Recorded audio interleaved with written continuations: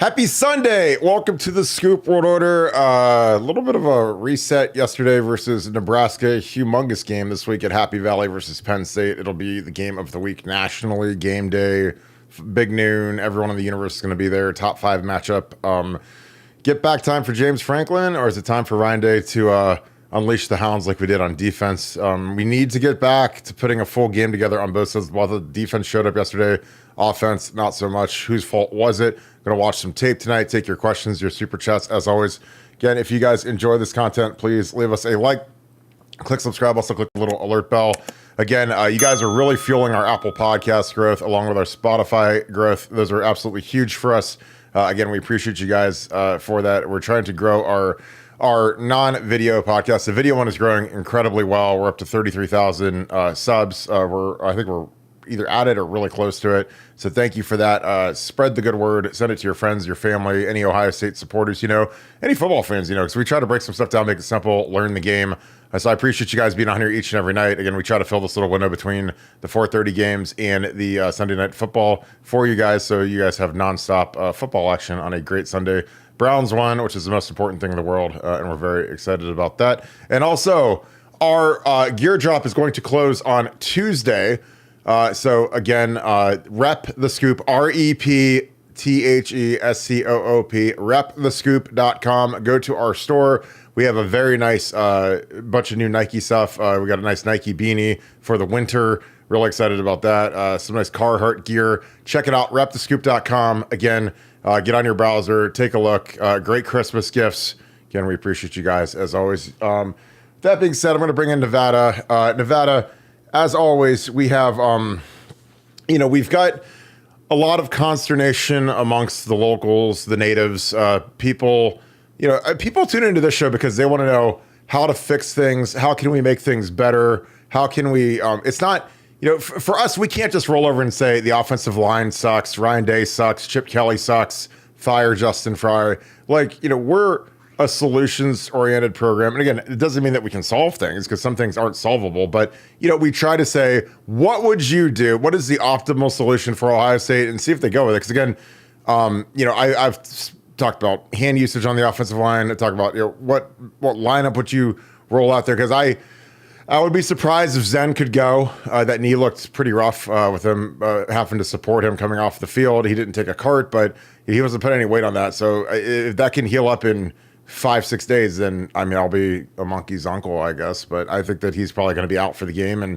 it's probably going to be, I would guess, Donnie. That's what they went to. Who do you put at left guard? You put Luke and have him make his first career start. You put Austin Sauerveld. Carson Hinsman is in purgatory forever, I guess. But what are your thoughts going forward, specifically for the offense? Because I thought that the defense, it was a tale of the human element, or for basically 2 weeks, the defense got beaten to death by our fan base, by the media, by former Buckeyes, whoever. And the offense kind of skated on their Oregon performance like it was good enough to win.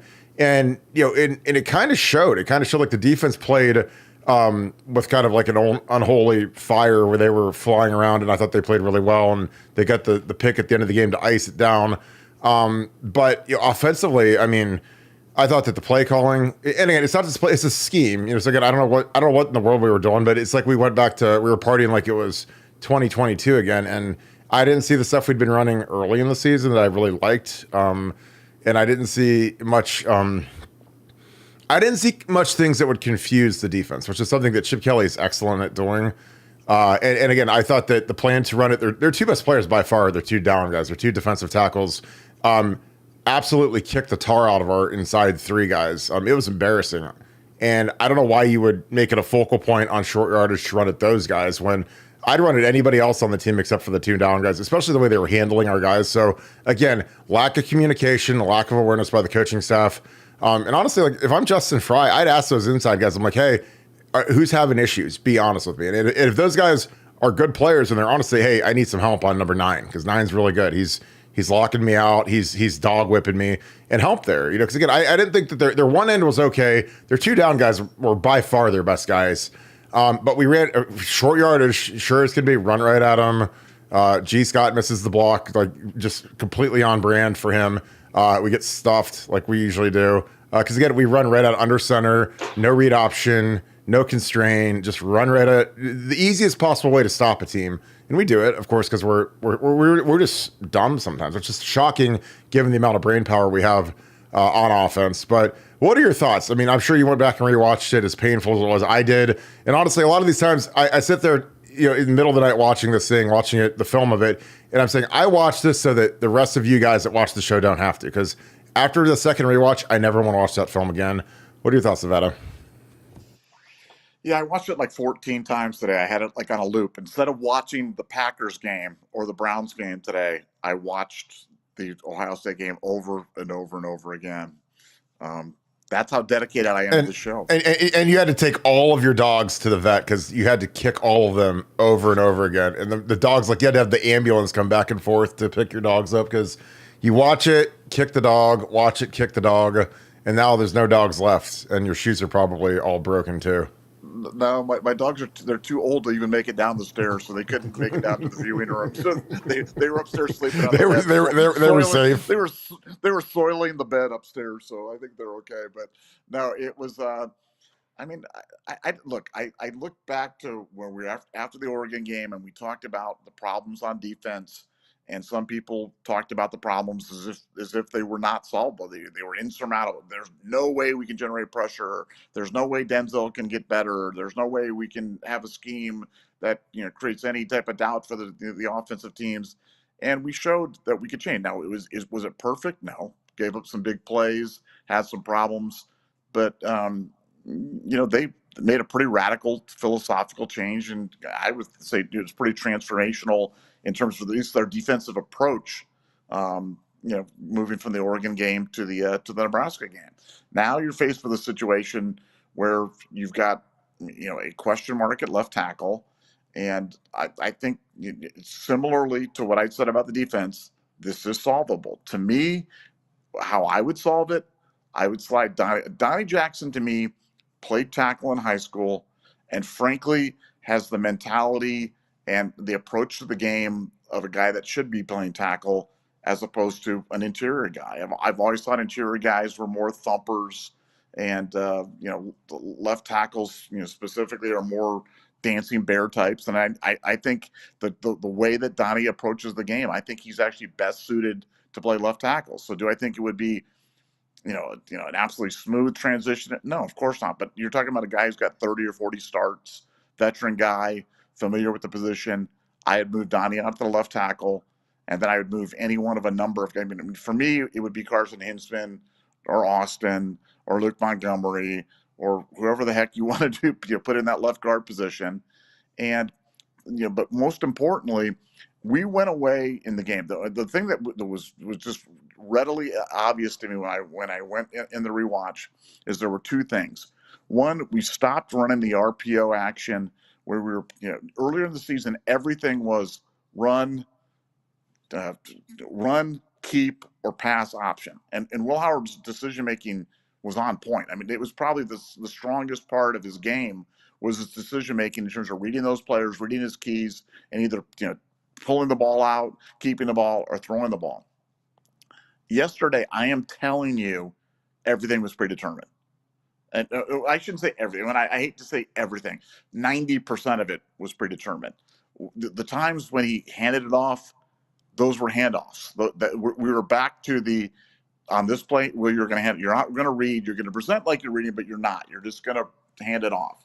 And we stopped running the pass options off that altogether. Why we would do that? A couple of different theories. One, they're concerned about the left tackle spot. They're concerned about the amount of punishment that Will Howard's going to take in a game that they thought that they would win a little bit easier. Holding stuff back. I always hate to have the old hold it back conversations because whenever I would hear that, I'd be like, oh yeah, sure, you're holding it back. But is that potentially something that they thought that they had a game against Nebraska that would be well in hand?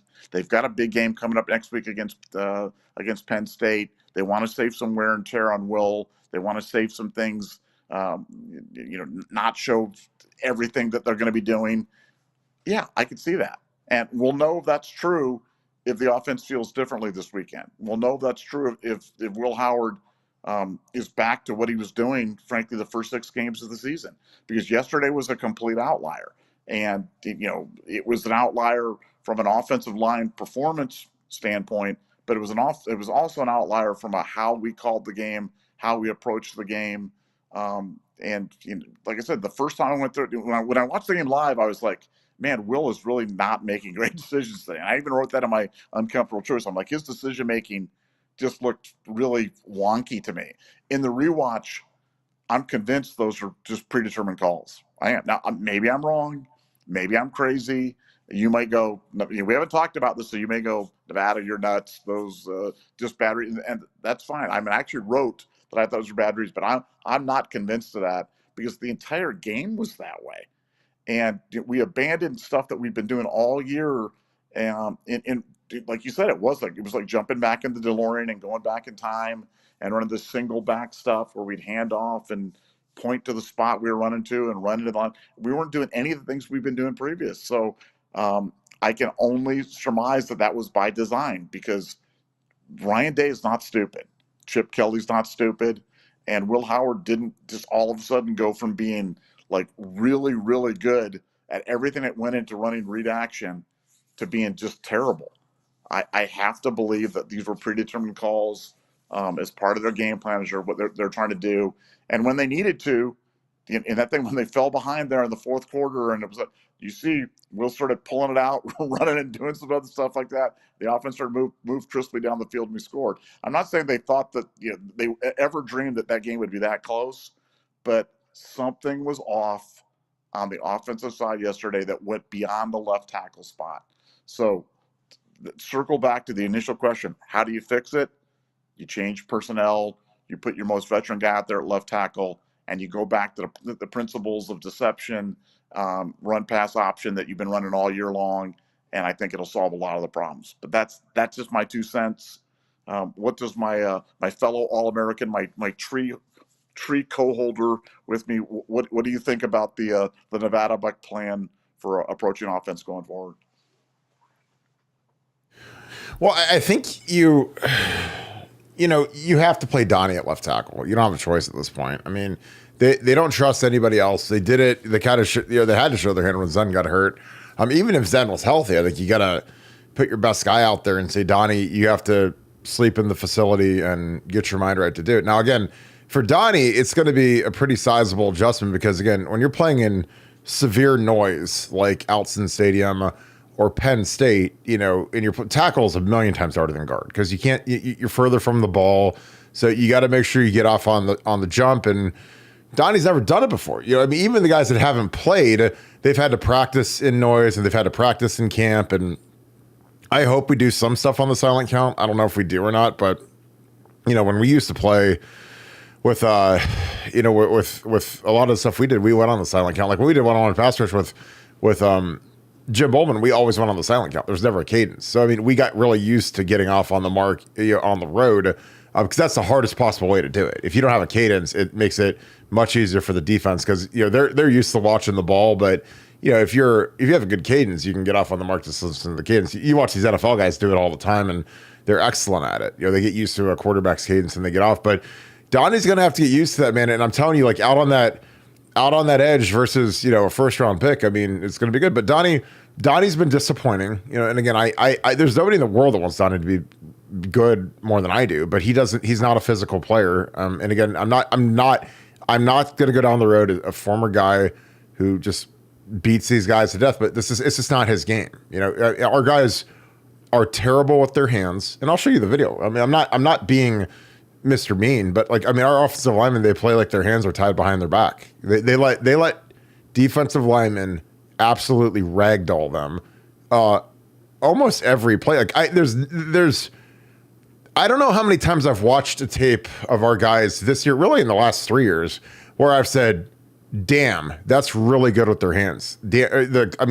Violent. And again, here's the thing with your hands when you play offensive line, sometimes you're gonna miss. Like when you play against a real dude, he might have wicked hands and he might get his hands on you, but you have to refit and get his hands off you. You can't just play the whole play with his hands glued to your chest. Because if you do that, you have no chance and you're gonna get annihilated. And again, our guys, Nebraska's 2 inside guys kick the absolute, and again, it's so hard for me not to swear on this show, but I know there's a lot of kids that watch this. I know, and again, it's uncouth to swear, but man, is it hard not to swear, because I don't even know what I would do if I was actually a part of this team right now, because I mean, again, not going to go down the road, because I'm not the guy that just says we suck and whatever, but I just show you guys, I'm a guy's like, it's not hard to fix, but you have to work at it. A lot of the stuff that they do, it's not impossible to fix. It's not that they don't have talent.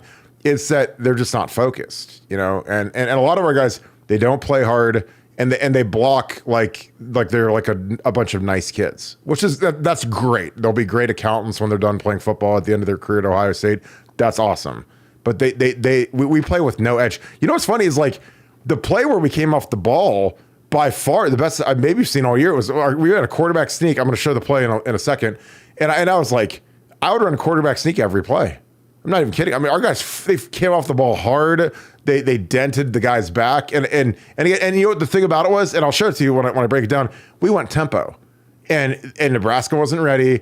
Our guys came off the ball like a battering ram and just dented them back, killed them. And I'm just like, why don't we go tempo? Please, for the love of Christ. Mark Pantoni, you listen to our show every single day so you can learn something about football. Play this for these guys. Please go tempo, for the love of God. Help our guys out a little bit. Run some misdirection. This isn't hard. Though, I mean, Chip Kelly, when he was in Oregon, he didn't have Penei Sewell. He didn't have all these like monstrous, incredible, dominating offensive linemen. He had a bunch of 3-star guys, and he would rush the ball for 250 yards a game and misdirection and a fast quarterback and read option and throw it out to Black Mamba and those guys. And again, it was Ken John Balmer. It was speed. It was deception. It wasn't just mauling guys. So like, we need to get back to that. Again, like, I'm going to show, this is a microcosm of the whole day. This is at the end of the game when we needed it.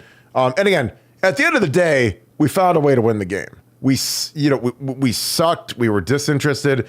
We treated it like an NFL preseason game, and Nebraska treated it like the Super Bowl. 'Cause for them, it was. They lost 65-7 or whatever it was, or whatever. I mean, they got absolutely annihilated by It's one thing to get killed by Michigan or Penn State, but to get killed by Indiana, like the natives in Nebraska are like, what the F? Like the Indiana Hoosiers are tougher than us and they're dominating us. And Indiana's good, but they're not that good. So, these guys played hard.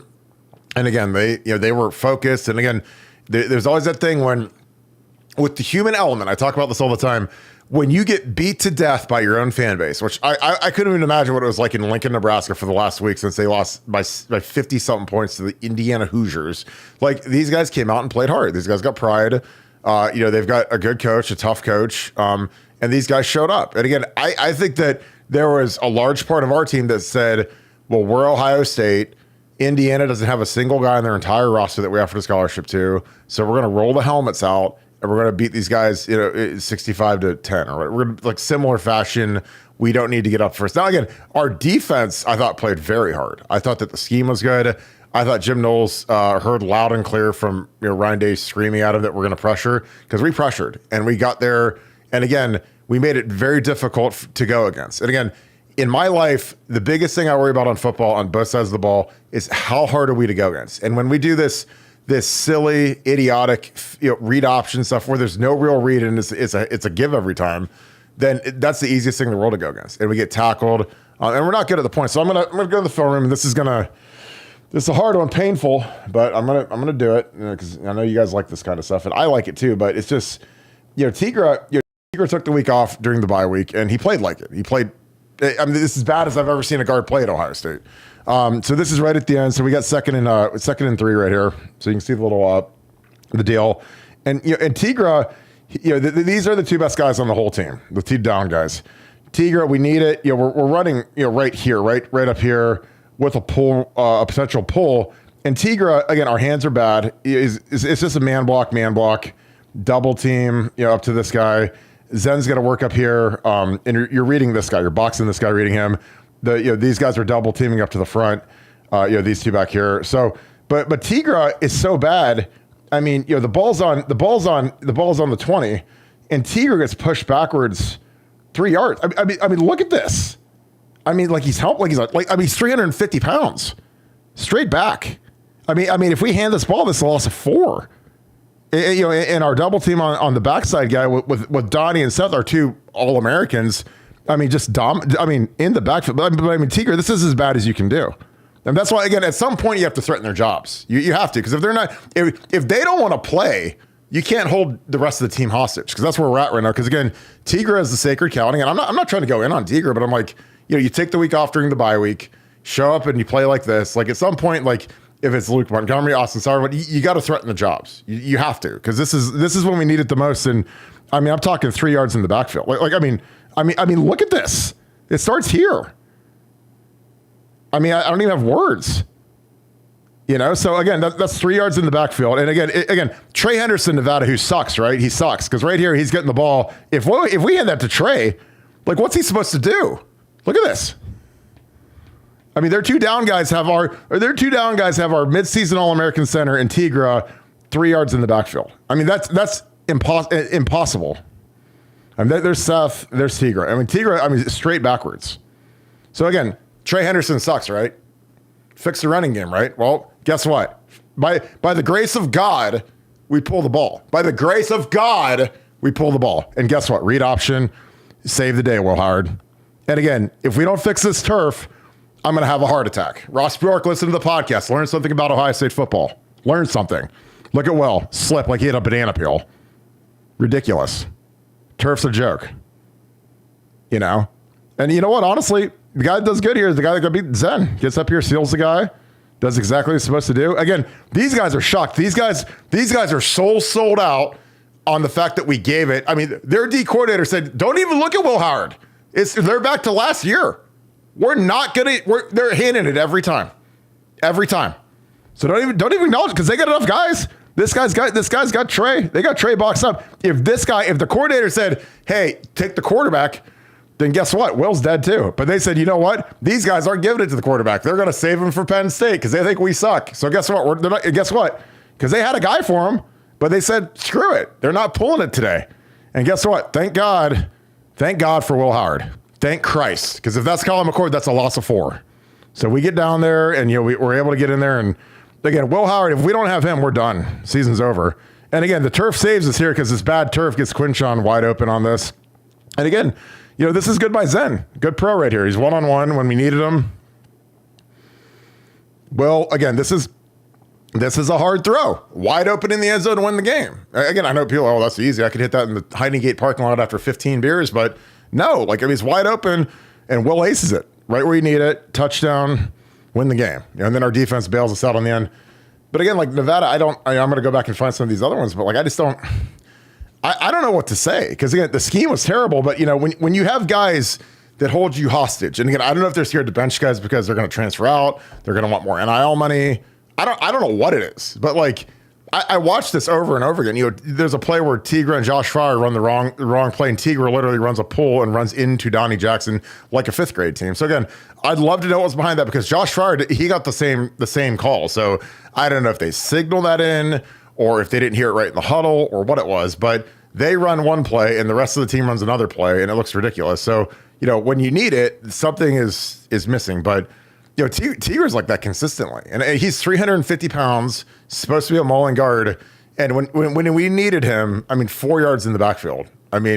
So you have to threaten people's jobs at this point. Again, if it's Austin Sauerveld, if it's Luke, George Fitzpatrick, there's got to be somebody, because the problem with Tigre is he doesn't feel threatened, and he plays like it every week. Played like trash against Oregon, takes the week off during the bye week, comes back like this, and again, it's just not acceptable. Now, again, if that's what we want, because we don't want to affect his mental health, I'm fine with that. I get it. Just tell me that. If that's what we want, that's okay, and let's just get ready for the Citrus Bowl or the Buffalo Wild Wings Bowl or wherever. But that's what it is, And again, if we don't run that quarterback and we don't run the read option, we're done. It's over, because we can't get a push on the interior, because that's just not how these kids are. That's not how they're raised. Our combination blocks are bad. Our hands are bad. And again, it's not, I don't care. It's not my life. I'm done. I don't play anymore. I don't coach anymore.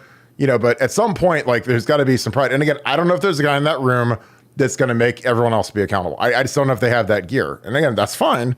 Again, everyone wants to worry about feelings and big meanie and whatever. But, I watch this week after week, and I'm like, guys, at some point, like, you're going to piss away the most talented skill positions we've ever had if they don't figure out how to use their hands and block these guys. What are your thoughts on that?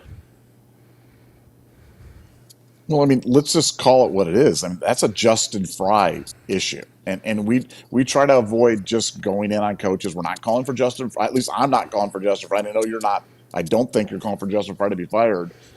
But when you see these same technical issues week in, week out, season in, season out, year in and year out, since the guy's been here, I just question how good of a technical coach he is, because you've been talking about hand placement for 3 years now, 2 years. I've heard it from you every day like it's your mantra, and I understand how frustrated you are as a former offensive tackle there to see this type of stuff going on. But like, come on. I mean, Justin, you've got to do. I mean, the questions that I've always had about Justin, I've heard about Justin, was how good of a technical coach he was, and we've heard that from people. We've heard that from other people close to the Ohio State program. We've heard that from other great Ohio State offensive linemen that run offensive line training schools right now, that we won't name their names, but you got to figure out who it is, that talk about they're not sure how good of a technical coach Justin Fry is. So, when you see this, like, I mean, I don't know. I mean, I coached football not at the Ohio State level. You played, coached, did everything. If you had guys doing this, wouldn't you fix this, Kirk? And wouldn't you just insist that this get fixed? Because the stuff about the injury, I don't know about with Tigran and his injuries, how serious he is. For all I know, the guy's got a broken. So I never want to dog a guy for pulling himself out of a game or for doing it, because I don't know. I do not know the extent of what's going on with him in that. So I have no comment on that.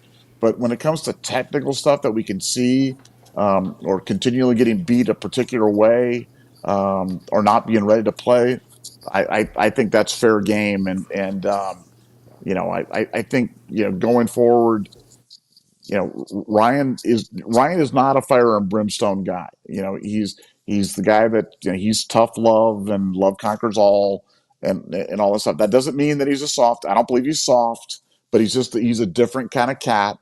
But I think he's got to find it, man. And he's got a lot of veteran coaches around him that have been, I mean, Chip Kelly has been a freaking NFL coach in two different spots. So he knows how to be tough. He knows how to do it.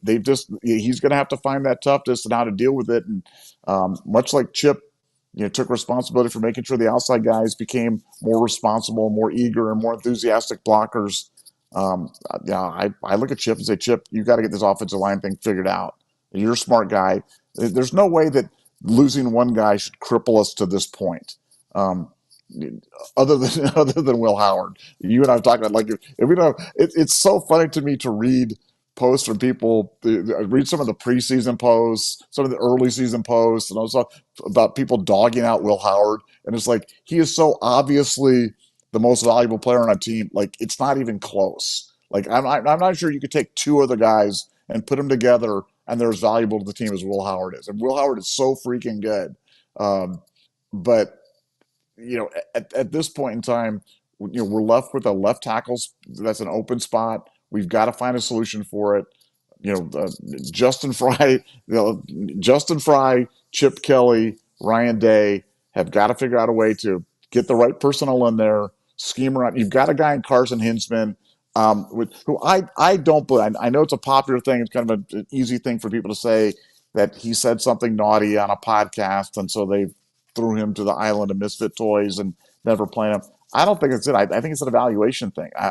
I really question Justin Fry's evaluations, because Justin Fry is the same guy that rolled up for the Cotton Bowl last year and said, I think our best lineup is Matt Jones at center and Enoch at right guard. I think that's a winner. That's a winning combination. And we saw how that resulted. So now you've got a guy who's got 11 starts under his belt, 12 starts under his belt. And as you've pointed out many times, he's probably the only player in America with 12 starts under his belt that's not injured, that isn't playing some of it, just sitting on the bench, especially after these starters have gone down. I mean, they've gone to the second team guy, the third team guy, and he's not even sniffing the field. I hope they pull their head out on this one. I would put Carson either at center or at guard. I know helping technician like Seth at left guard, Carson at center, Donnie at left tackle. Whether you put Carson there or put Carson at left guard, but I'd get him on the field. He's a veteran guy. He's an Iron Buckeye. He's bigger, stronger than he was last year, and I'd play him. And I think Donnie will be totally fine at left tackle. I mean, do I think it'll be easy? No, I'm not. I'm not going to wave a wand and say. I think it fits his mentality better. I think he is a more natural tackle than he is a guard. He is not. Donnie's been underwhelming to me in his time here at Ohio State. I've always wanted him to be better. If he wasn't Donnie Jackson, 5-star from Texas when he came in, I'm not sure people would think that he was that good. But people do. People said, "Oh, Donnie Jackson, 5-star. He's great." I keep waiting for him to wow me, and I haven't seen. When he first came back, the left side really started picking him and Josh Simmons seemed to have a chemistry, and they started moving guys, and that was fun to watch. But now that Josh isn't there anymore, it's Donnie's time to step up, lead this offensive line, be a team leader on this thing, and get this fixed and get it fixed before Penn State, because we got a big challenge ahead of us. It's going to be a dogfight. I like I said, I think he has to play left tackle. Like, I mean, if he's a guy that is kind of the pseudo O-line captain, then he's got to be the guy. Like, I mean, we don't have anyone else that can do it. I can't see Zen playing with that knee and how he was gimping off the field. And then the question is, I don't know how you don't play Austin Sauerveld or Carson, but they went with Luke. And again, Luke hasn't played, and if he's making his first career start at Happy Valley in the whiteout, that'll be something. Again, it's going to be something to watch, because again, their guys are real. And again, I think that if I'm Drevno and I'm Justin Fry and I'm Mike Cellini and I'm all these O-line guys, I'm like, these guys have better walk through some interior twist games, because Nebraska absolutely murdered us with interior twists, especially in the passing game. They're in this 5-down look, and it was hard to go against. But I mean, you gotta, it's something you gotta walk through it. You just gotta develop the natural instincts as to how to switch it. Because I mean, we looked like we never walked through any of that stuff in our lives, and they played it like that. I mean, they'd use those 2 good D tackles, those 2 big white guys, and those guys were just picking off our center. We'd slide to one side. He'd whoever was against the slide, the center sliding to the right, then the guy on his away from him would pick him, and the other guy, they'd run like this twist game, and it's really hard to go against. I mean, it's not. This isn't like hey, walk through it once and get out. I mean, you gotta walk through that 1,000 times and get the feel for it, because again, when you see it coming, there has to be a natural instinct to be physical and switch it. Again, there's a reason why Nebraska did it, and again, I think that they identified our interior as being weak, and obviously with Zen, starting like our whole line. I thought Josh Fryer is probably maybe our best guy, because I mean the other 4 were just almost non-existent. And again, there's no one in the world that hates banging on the offensive line more than I do. Again, I'm not like I was God when I played and I was some unbelievable player. I mean, we had screw ups and we sucked in games too. So it's like, I'm just trying to say, look, guys, like, we got to get the stuff fixed. It can't just keep happening every week and then you pray it away like it's going to be better. Like, again, I'm going to just do a couple more snaps and we'll get into the super chats. But like, with Zen, again, if I talk to Zen, if Zen said, all right, Kirk, what do I need to know about playing tackle? Like, what's the cardinal rule number 1 in the history of football about playing tackle? You cannot get beat inside ever. Under any circumstance, you can't get beat inside. You got to get them outside, no matter what. Can't get beat inside. Can't get beat inside. Can't get beat inside. Can't be inside. Why can you not get beat inside? Well, because if this defensive end beats you inside, guess what? The quarterback has nowhere to go. He's getting sacked. It's over, and there's probably going to be a shot on his ACL because that's where the hit's going to come from. So, what you want to do is you want to run him wide, because again, if you run him around the arc, then there's a chance at least Will Howard, if the pocket in the middle is good, and this is what the pocket should look like. It should look like a box with the one end missing. Tackles are responsible for the width, and the guard and the center is for the depth. So you want to have a pocket just like this, and then Will Howard, if you run this guy around the edge like you're supposed to, and you redirect him out here, he can step up and throw it somewhere. That's what you're supposed to do. Now Zen, again, I have no idea, and I'd love to talk to him. What are you thinking on the set? Because he sets out here, and this is just. It's just horrific, and it's not because he's physically bad. This is just mind-numbingly. I mean, he's like setting like this guy. And again, I don't know and I'd love to talk to him, because again, before I go in crazy, it's like, is this because the guys that we play against, like Jack Sawyer and JT, are taught to rush the outside shoulder under any circumstance and never go inside. Is that why you do this? Does this work in practice at Ohio State? That might be it, because I have no idea what he's doing here, because he sets out for width, tries to jump the guy. And again, if you're going to do this, you have to keep your inside hand up, because if the guy does an inside move, you have to at least try to hook him and grab his torso and then refit your hand so you don't get called for an immediate holding call. But like the way he sets here, I mean, this is instant. This is a loss in 1 second. The guy hits the inside move, and it's a sack. And that's not Nick Bosa or T.J. Watt or Reggie White. I mean, that's the easiest sack I think I've ever seen in my life, outside of just a pure misassignment. Like, that guy didn't hit some amazing move. That guy didn't hit some Zen fell down or got bull rushed. I mean, that's just a brain fart. And I don't know what that is. So again, in the world of coaching, stuff is either taught or it's allowed. Now, again, if they taught that, then that's the worst teaching I've ever seen. And if they're allowing that, then it's even worse. But I'd love to know, what are you thinking? Are you paranoid about him running around your edge? Because again, like there's times where Zen looks fine. And there's a lot of times where he doesn't. I mean, obviously he struggled and looked weak on some where his feet were getting tangled up. And I don't know. But then we go short yardage. And again, Nevada, I'm going to do this and we'll get into some super chats, because the super chat's going to pile up and I want to get us out of here before midnight. But short yardage, again, under center, big old clump of human beings, run it right in the A gap, right at their two best players, which again, idiotic, stupid, and nowhere to go. I mean, we have double teams that we don't move these guys an inch. We get pushed back on the double team, and then we get the double team with the tight ends where G. Scott doesn't get it done, which again, I don't drink every time that happens, because you guys will be, and you guys will be in the hospital. But again, here's from the top. So basic, stupid 1975 football right here. Because again, we do all this really cool stuff with misdirection and with reading guys on the backside. We make it really hard to defend. This is the easiest play in the history of football to defend. This is, we're tough, you're tough, let's see who's tougher. And that's great, except for we're just not very tough. That's the problem with our program right now on offense, is that's just not our thing. So here, these guys work in double team.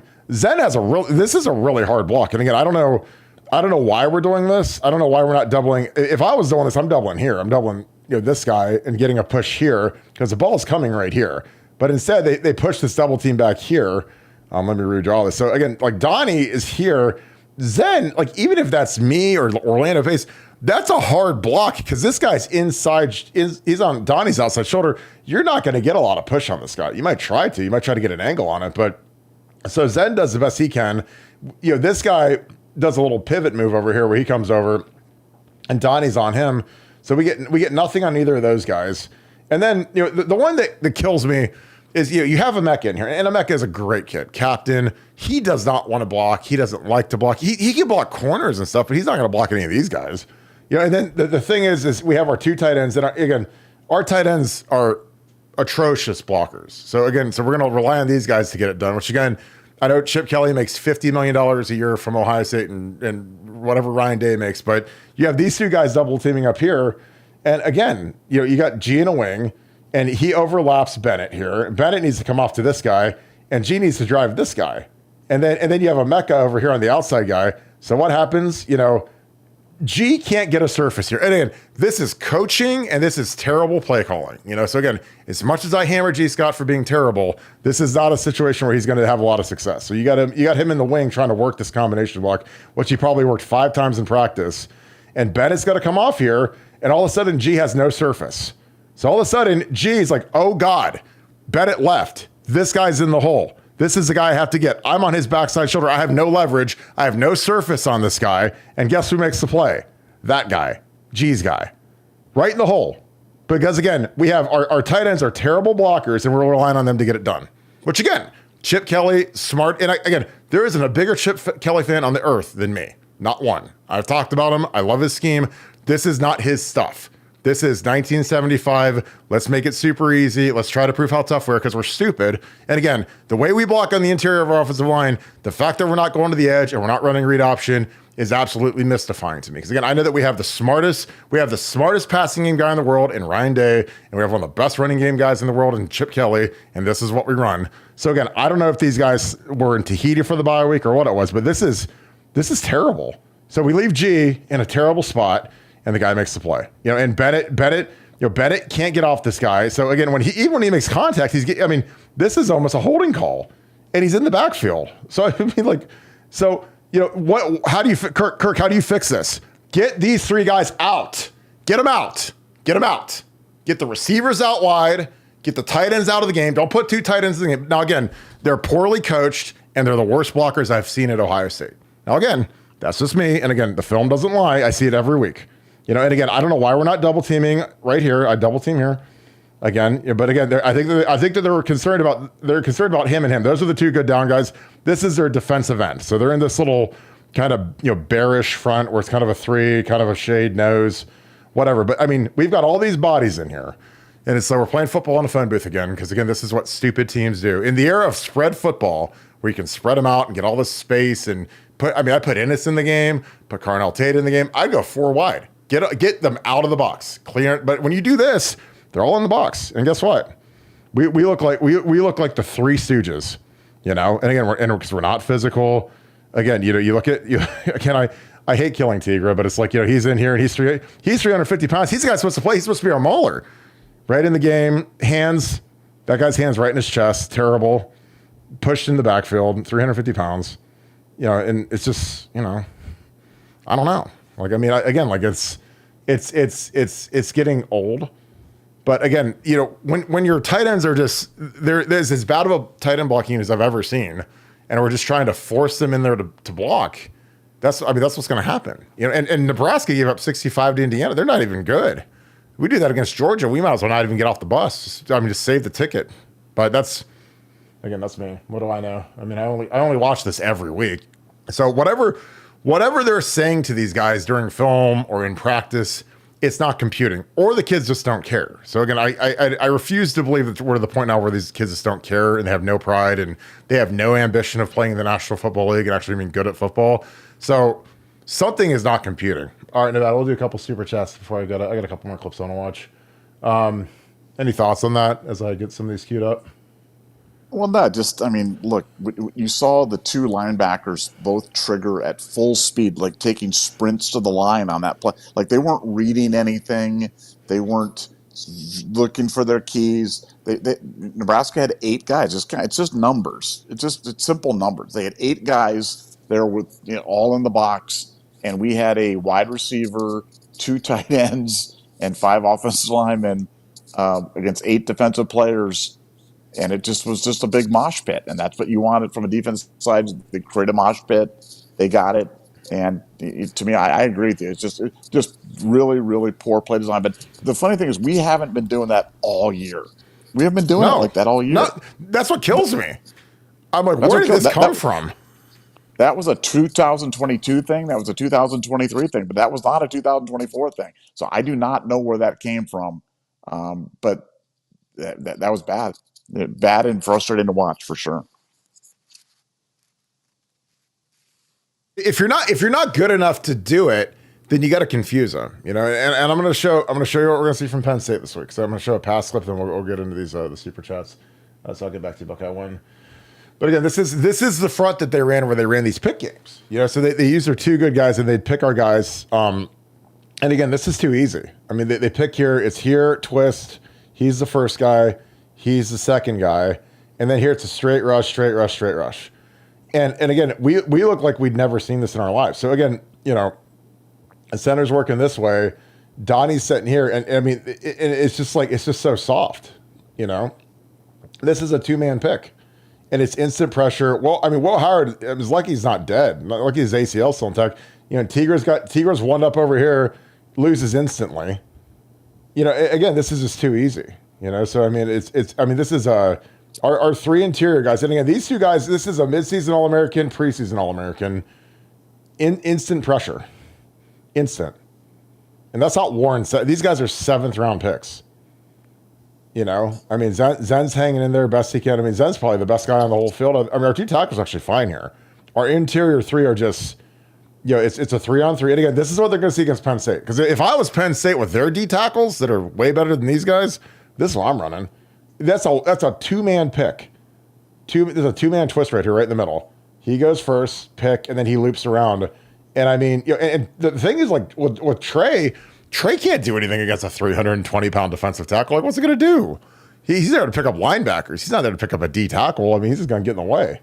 So he tries to get out, but it's like, I mean, Will's getting, kind of hit, and this guy. Thank God this guy yanks on our receiver, and we get a PI. But it's like, I mean, this is how you lose your ACL and your quarterback. I mean, he's planting it right here, and we've got our center. I mean, hell, our center almost takes him out.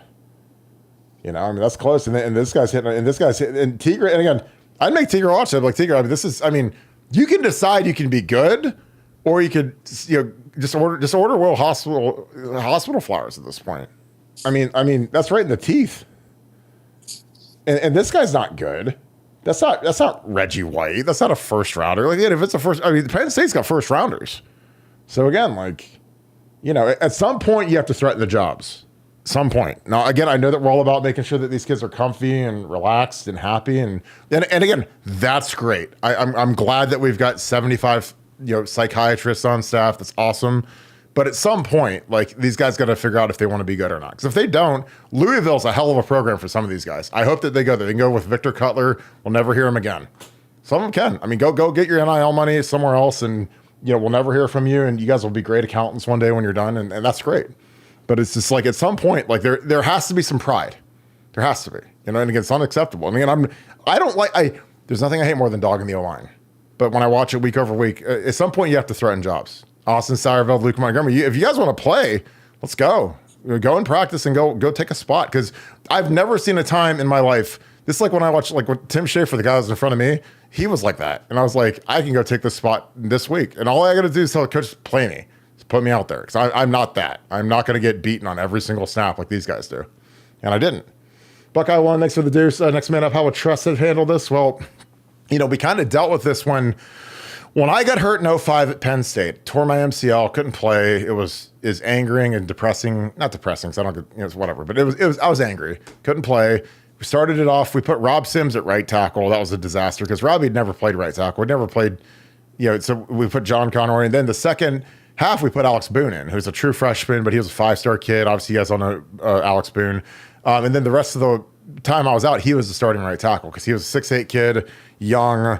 We helped him a lot just to make sure that he could make it in pass protection. And he did fine. I mean, he was serviceable. And then when I was healthy enough, I took the spot back. But there was a time in 04 when we were 3-3. And I'm talking about the fan base had turned on us, and it was nasty.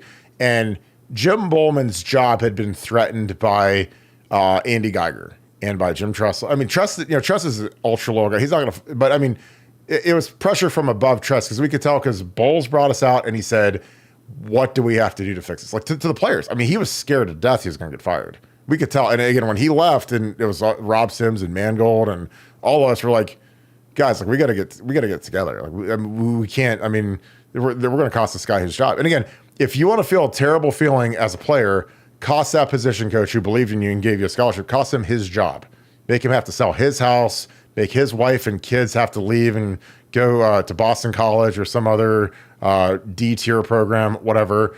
Cost them their job, and then see how you feel. You gotta look yourself in the mirror and say, man, that guy believed in me, and I cost him his job, because that's where it's at.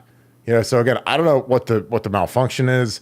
I don't know if these kids just don't care. I don't think that they don't care, because again, with the skill guys we have, we're still a top 5 team.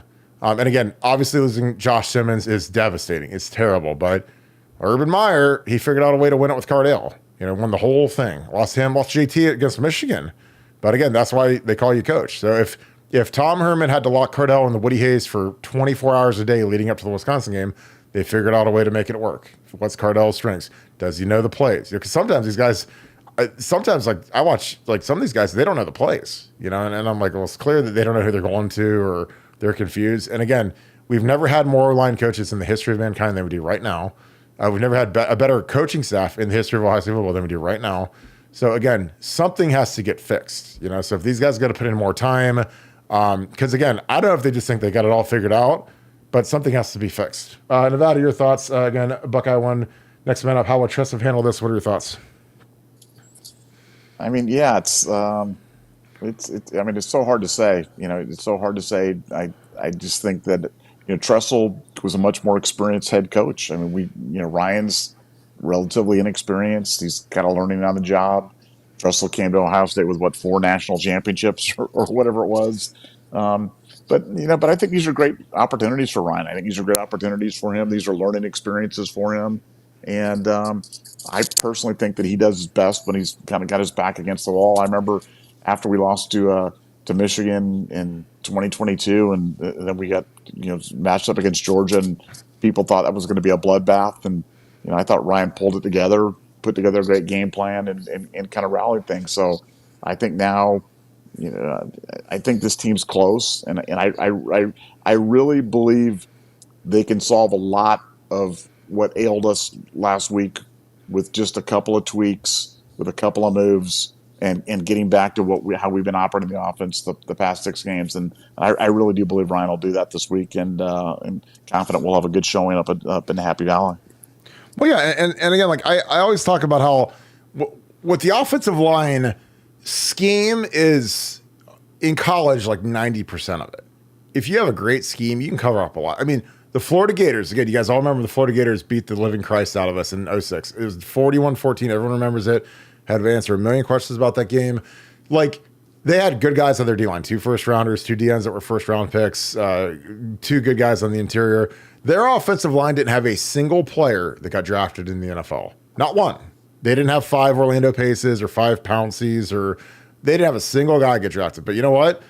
They played like they did. They played like they were all first-rounders. You know why? Because their scheme was amazing. They got guys out of the edge, a lot of misdirection, a lot of confusion. And again, that's when I was like, I want to learn Urban Meyer's offense, because he did it with a bunch of guys that I thought sucked. I mean, his right tackle, he would tell you Carl Miller was terrible. He used to say that. He's like, I want a national championship with this as my right tackle. And I was like, that's absolutely incredible. I mean, made a good defense, made Vernon Golson and Jay Richardson, who were NFL picks, and Vernon was a first-round pick, just locked everybody up. Almost no pressure, a lot of yards. I mean, it was insanity. And I'm like, so scheme can trump bad offensive line play or bad offensive line men or whatever. And again, I don't think our guys aren't talented. I think that they're terrible with their hands, and I think that some of the play calls that we call are impossible. So I'm going to go back. This is the last one play I'm going to break down, because I want to. I'll do a little bit more tomorrow. We have a bunch of super chats. So this is the sneak. So when I said I would run the sneak on every single play, like, we sneak this here. This is the hardest our guys came off on the ball the whole day. I mean, look at this. This is amazing. Like, look at the push we get. And those are the same down guys. I don't know if it's, I don't know who, but I mean, look at it. I mean, that's the first time we can't, I mean, I didn't see that the whole day. And you know what? You know why in Nevada? You know why? Because we're going fast. I mean, these guys, he's not even in a stance. He's just getting in a stance. He's looking at the sideline. They're checking stuff. I mean, he's looking at, they're making signals because they just got the play in, and they're signaling stuff. As we snap the ball, we're going fast. And magically, he's not ready to go. And I mean, look at these white shirts. So again, it's not that we can't do it. Look at this. This is what it's supposed to look like. I mean, this is perfect. Flat on their backs. I mean, this looks like a tidal wave coming at them. And so it's like, we can, again, what is it? Scheme. Go fast. These guys get launched into orbit. Same guys that are killing us, I mean, and again, this is tempo, because again, when you go tempo, if they're having communication issues, and again, Oregon tempoed us, and it killed our defense. It absolutely slaughtered our guys. And look, so again, can our guys do that? Obviously, it's the same offensive line guys that have been beaten to death for the first 40 minutes of the show, and then I'm watching this, and I'm like, why don't we do that? Why don't we do more tempo? Because again, tempo on the road is a cheat code. And I hope these guys listen to this. I know that Mark Pantoni listens to our show every day.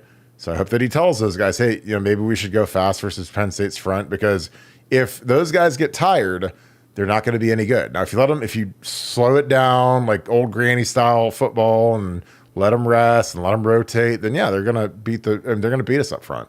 But there's ways to beat them, but we just got to do it. Maddie Bucks, thank you for the 5. I hope you're good, my friend. Thoughts on deploying it more rolling, moving pockets to negate the Penn State pass rush, similar to what the Bucs did against Georgia in 22. it's I would do it half the time when we pass it. I would move the pocket consistently. I would roll it out. Again, that makes it a lot easier on your tackles, especially Donnie is going to be making probably his first start at left tackle. It's the only way to do it. If you want to make it easy on Penn State, stand back there, stationary, shotgun snap, don't move. Make it easy. I mean, if I'm doing it, I'm sprinting out. I'm running some boots, misdirection stuff, easy throws, short throws.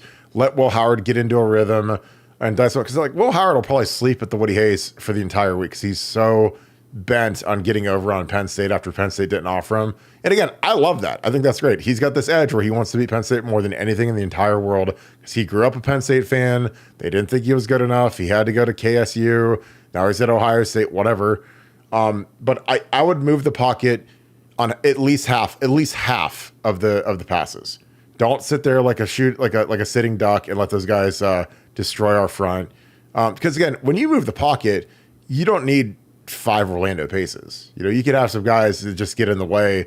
And plus it gets Will out on the edge. And if he doesn't have anything he likes, if everything's covered, he could run. He can go get 5-6 yards, make it 2nd and 4, 2nd and 3. That's demoralizing for a defense. And it's absolutely the easiest thing in the world to do, especially with a guy like Will, because Will, he's not going to care about his body in this one. He'll sell out and give everything he's got to beat these guys. And again, use that to your advantage. Nevada, your thoughts? Thoughts on deploying more rolling moving pockets to negate the Penn State pass rush, similar to what the Bucs did against Georgia in 2022. Well, I think you got to find ways to negate the pass rush for sure. I personally am not a fan of rolling out, and let me tell you why. Because you cut off half the field. You know, defensively, people just kind of flow to the spot. So unless you're going to go really fast, but I see the other side. I understand, you know, and I certainly value your opinion on this topic probably over my own. But I personally don't like it. But I think there's other ways, whether it be screens, misdirection, quick passes, run pass option. You know, there's a lot of ways that you can do to create uncertainty for people about where you're going to be.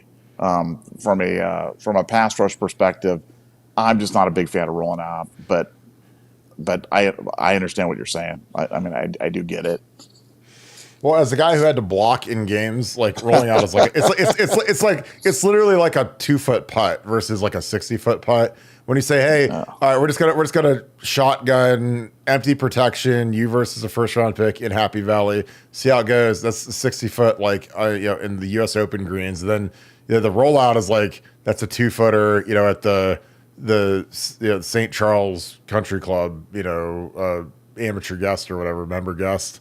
So I want to show one more just because I got to show off Will Howard and the guy that can't throw a deep ball throws a pretty good deep ball here. And this protection's good. Again, I try to be fair because these guys hang in here pretty good here. Kind of the same front. Good by the tackles here. Zen's fine here. Again, I know that he got beat to death, but good. We got Sireveld in here, which is good. These guys nice and clamped here. Donnie hand a little late, like right there. That could easily be called the hand across the chest where the guy's reaching. Like I've seen these two idiots throw the flag on that. I'm not banging Donnie, but you got to refit your hand. When your hand's up here across his chest, yanking like that, and he's trying to do this move, I've seen that called a million times. So again, if you want to get booed out of the stadium and say holding 74, which I've heard before, then that's it. But this is a dime. Nevada, your thoughts on I can't throw the deep ball. Howard throwing a deep ball. It was a dumb narrative when people were saying earlier in the year. It's even dumber after that. It's literally one of his highest rated areas of passing the ball. Like his stats throwing the ball deep compared to other quarterbacks are just off the chart. So it was just silly. And like I said, I know I shouldn't engage when people say silly things, and I should just let them go. But I can't. When somebody has an opinion, that's fine. You can have an opinion. But when you say something that's just wrong, that's just factually incorrect, I just feel like a need to kind of go, that's just wrong, man. That's just what you're saying is just not right. Will's a very good deep ball thrower. He hit 2 more for touchdowns this week. And like I said, his QBR when throwing the ball over 20 yards is, I think it's 3rd in the country or something. It's something crazy good. So that narrative hopefully died, and hopefully we don't have to hear that one again anytime soon. Yeah, and I lied. I'm gonna show one more. This is a play that this is real close to being traded to the house for about 45-ish, 47-ish. But you watch this, and this is, when people say what is a hard block, right here, our center, who's been great this year, didn't have a great game here, but this is one where he's got to get here. And when you toss this ball, this guy's going to turn and sprint to the edge because he has to get there. And so this is kind of I think that this is just a bad, unfortunate deal, because what happens is this guy folds back over, trying to pin him with the receiver, and he kind of he basically cuts off Seth. I mean, Seth is trying to evade, get through his hills, get as flat as possible, and get here. Because if you get there, watch it. So again, the way that this D lineman or this it's probably a safety or something, I can't tell who he is. He folds back here.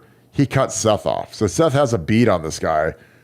He's trying to get there so that he can kind of fold back and get him. But he gets picked. Like you can see how he gets off kilter here. Because again, if Seth gets this guy, and again, this is something that you don't, when you're scheming it up, you don't really anticipate this guy folding back, because by him folding back like that, it makes it a super easy block for the guy here.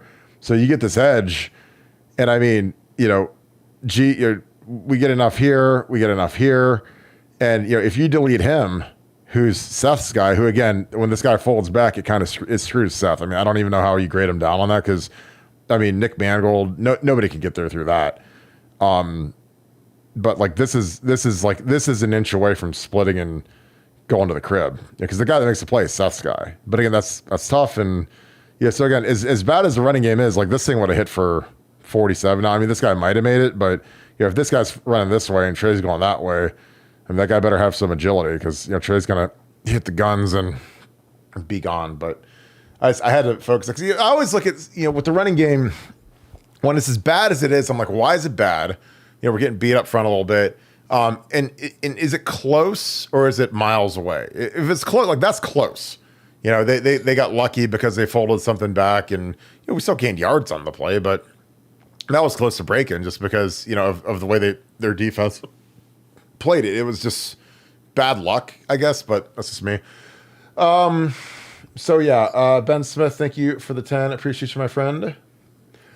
Who are the alpha vocal leaders on defense? I feel like Jack and JT need to be more vocal and step up. Cody Simon is the unquestioned leader of the defense, and I thought he played his best game as a Buckeye yesterday. I thought he was, the more I watched him, the more he was, he got the message loud and clear. And again, he's good parents and tough kid and does things the right way. And he played hard. I mean, like, again, he's the guy that when I talked to the personnel guy I was with last week, he loves Cody Simon. And I was like, dude, if you take Cody's the kind of guy you'll never, he'll be like Cade Stover. Like, you'll never regret taking Cade Stover. Cade's the guy, he'll do everything right. He'll always be on time. He'll play special teams. He'll block. He'll do everything you need. Like, Cody's like that. Cody, he could be a backup linebacker in the NFL, play every special team. And you'll look down, he'll play 12 years in the NFL, and you'll never regret having Cody Simon. It's like Tommy Eichenberg's starting to play a lot for the Raiders now. It's like, you never regret taking a kid like that. Who can fill a void, except, the thing about Cody is he's just way more athletic than Tommy is. Like, he runs way quicker and gets downhill quicker, and he's just been snake bit by injuries. But I think Cody is Davison, Caleb Downs. I think Jack is more vocal than JT, but JT was on fire yesterday. I mean, he was cranked up, and JT's kind of a quiet kid, but when he was interested yesterday, he was really into it yesterday. So again, I think those guys, and again, vocal is great, but production is better, in my opinion. And I thought that our down 4 guys were really productive yesterday. We had 3 sacks out of that group. And again, I think that they got the message. Your thoughts on that? Who are the alpha vocal leaders on defense? And Ben thinks that JT and Jack need to step up and be more vocal. What are your thoughts? Yeah, no, I think you nailed it. I mean, I thought, Cody clearly is the leader. But, JT was particularly animated yesterday. He seemed like was... yeah, there was something was buzzing around in his bonnet, but he was pretty into it. We need him to have another. I mean, JT had that historic, one of the best games I've ever seen a defensive end have anywhere at any time against Penn State. 2 years ago, or however long ago it was, 3 years ago. would love to see him have something similarly productive this weekend at Happy Valley. We need him and Jack to take another step. I thought the pressure was better this week, but I'm not sure the pressure was necessarily coming from the defensive ends. Would love to see those guys, just get off and be a little bit more bendy, a little bit more slippery, a little less sticky to those tackles and make some plays. And I really do believe in them. I really do believe those guys can do it. I believe those guys are NFL talents, but we need them to step up big this week, and hopefully they'll do that. Yeah. All right. Last play, and this is something that I'd love to see versus Penn State, because this is free money for me. So here we're running a little, this is like a 9-hole sweep. Everyone full reach on the O-line. Lot of misdirection. You've got, and again, I like this with G. So G, you kind of motion him in your little cheat motion. You motion him in to seal the end. So whoever's the end guy, G's going to get a piece of him, hold it down. And Will, again, if this is a full RPO, this is even better, because if he's reading, it looks like he's reading, see if with linebacker triggers too. I mean, I don't know if he's reading him, or maybe he's not reading anybody, but it looks like it's a read. He pulls it here, and then it's a sprint. So then again, if you got a new left tackle, different right guard, noise, this is such an easy blocking for the O-line. It's almost like it's a free play basically.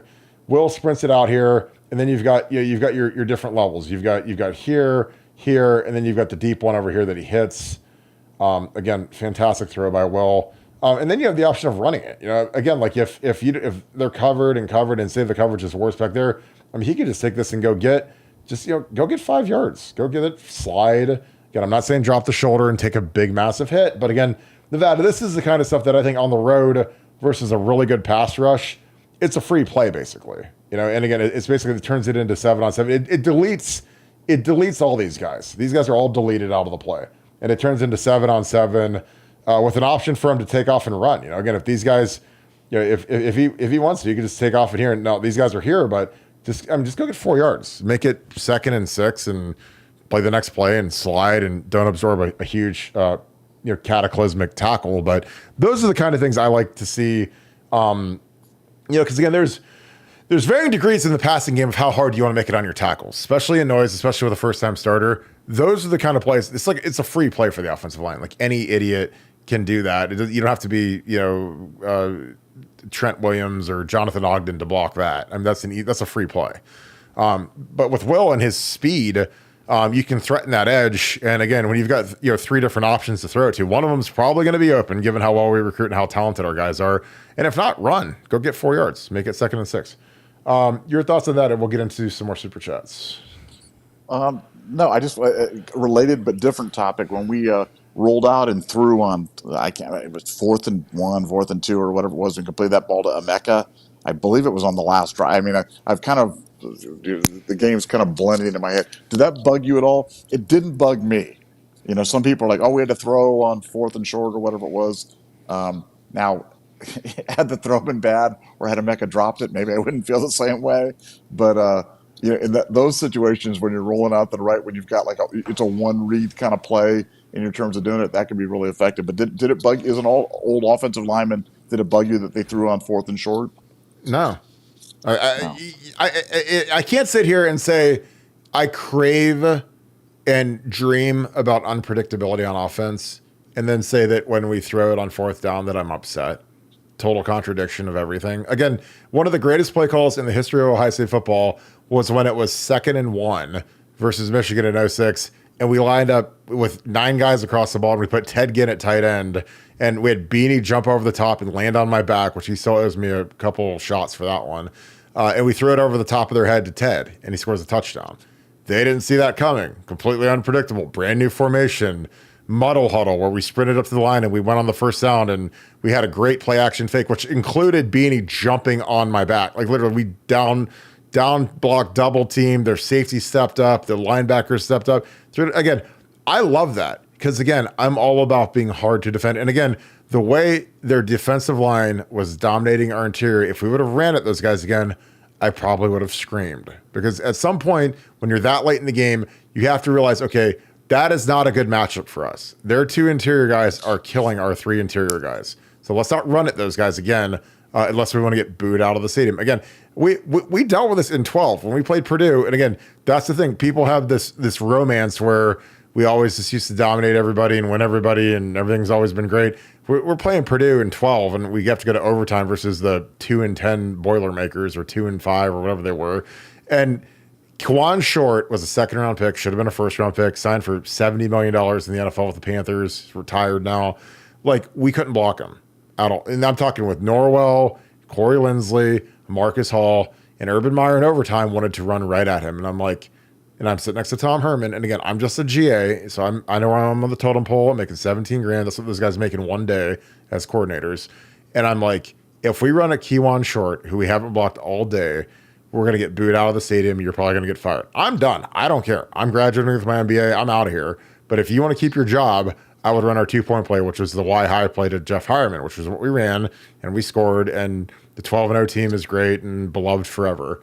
But if we would have ran at Kewan Short, who was killing us, and again, I'm talking Norwell, highest paid guard in NFL history, Linsley, highest paid center in NFL history, could not block that guy.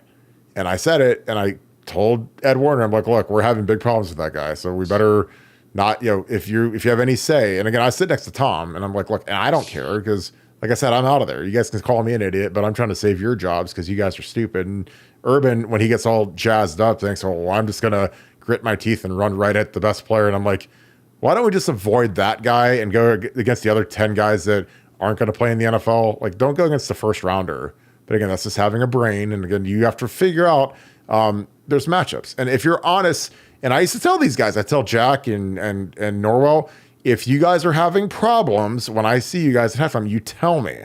If you guys can't handle a guy, tell me. If a guy's too good, again, this isn't an egomania trip. This isn't a whatever. But, I'd rather you guys say, hey, this guy's really good. It would help if we slid the center to my side and double teamed him. I'd say, well, let's do that. Because if the other guy sucks and he's a fish and the other guy is a werewolf, like, let's let the fish go against the right guard and let's put, the center on the werewolf. This is what it is. So, again, there's all a game inside of a game. And then there's also the game of figuring out in the game if you can handle guys. Because with Penn State, they've got 3 legit guys across their front, and they're really good. So, again, you got to figure out where you can help. You're going to have to help Donnie. I mean, Donnie hasn't played tackle, or whoever's our left tackle, he's going to need the help. His first career start, which is why I put Sourville. I mean, Sourville was starting to start the year, so I don't know why you wouldn't start him when he's already got a couple starts where he's played well. But again, that's me. Rohan Vangel, thanks for the 5. Appreciate you, my friend. Hope you're doing great. Was at the game yesterday, and OSU sophomore won $50 Nevada off their first mortgage during a time. $50 off of a mortgage? God bless. Gene Smith game day Phil won't attract young kids at all. $50 off of a mortgage? God bless. Okay. Go whoever did that. I mean, that's exciting. No, but our game day's not good. And people know that. And again, that's the benefit to going to places like Outson. And, Ross Bjork's going to get to go to State College for the first time this week. And, we're lucky he's not going to a whiteout at night. He'd be like, why don't we do that? Like, let's copy everything. Play Zombie Nation and Mo Bamba, or as Nevada calls him, Bo Mamba. And Bo Mamba. Yeah. Nevada Bo Mamba Buck. Nevada was at the game yesterday. OSU sophomore won $50. I mean, any thoughts on that? I mean, I guess $50 off your first mortgage in like 1917 might have been something, but I mean, that's like, I don't even have words. But your thoughts? $50 off a first mortgage. I mean, you got to understand. You're talking to a guy who was like I was you're the black jersey guy, and they told you to go fly a kite. I'm black jerseys. I'm minor league baseball. I'm Las Vegas Thunder hockey. I'm Portland Winter Rocks. I'm all about the show. Like, I am all about the show. So yeah, I cringe when I hear stuff like you get $50 off your mortgage. And look, going to games right now, the bad news about going to games is that there's these interminably long television breaks. I mean, they're bad at home, but I can't even imagine how bad they are, at the stadium. But there are ways to use that to your advantage and to do things. And to, I think you can thread the needle and find a way to provide a more energetic, entertaining product and still respect the traditions of Ohio State. But you've got to change things, man, because we have a lousy home field advantage. We just do. We just do. And people can go, oh no, my booing, when I'm booing them, I'm actually trying to inspire the coaches to be better and the players. So my booing is actually helping. My booing is actually helping the team to propel them on and on. No, you're just being boorish. You're not helping anything. And you're turning off recruits that are there saying, going, why am I going to go to place where people boo? We have a lousy home field advantage. We do. Now, it'll be good certain times. It'll be good, in the fourth quarter of the Nebraska game when Nebraska was driving and we need all this. Yeah, the crowd gets into it, but that's not what a good home field advantage is. And if you can't change the fan, like when you go to Oregon, the thing you notice about going to a place like Oregon is it's a much younger fan base. The whole fan base is just much younger. Ours is a really old fan base.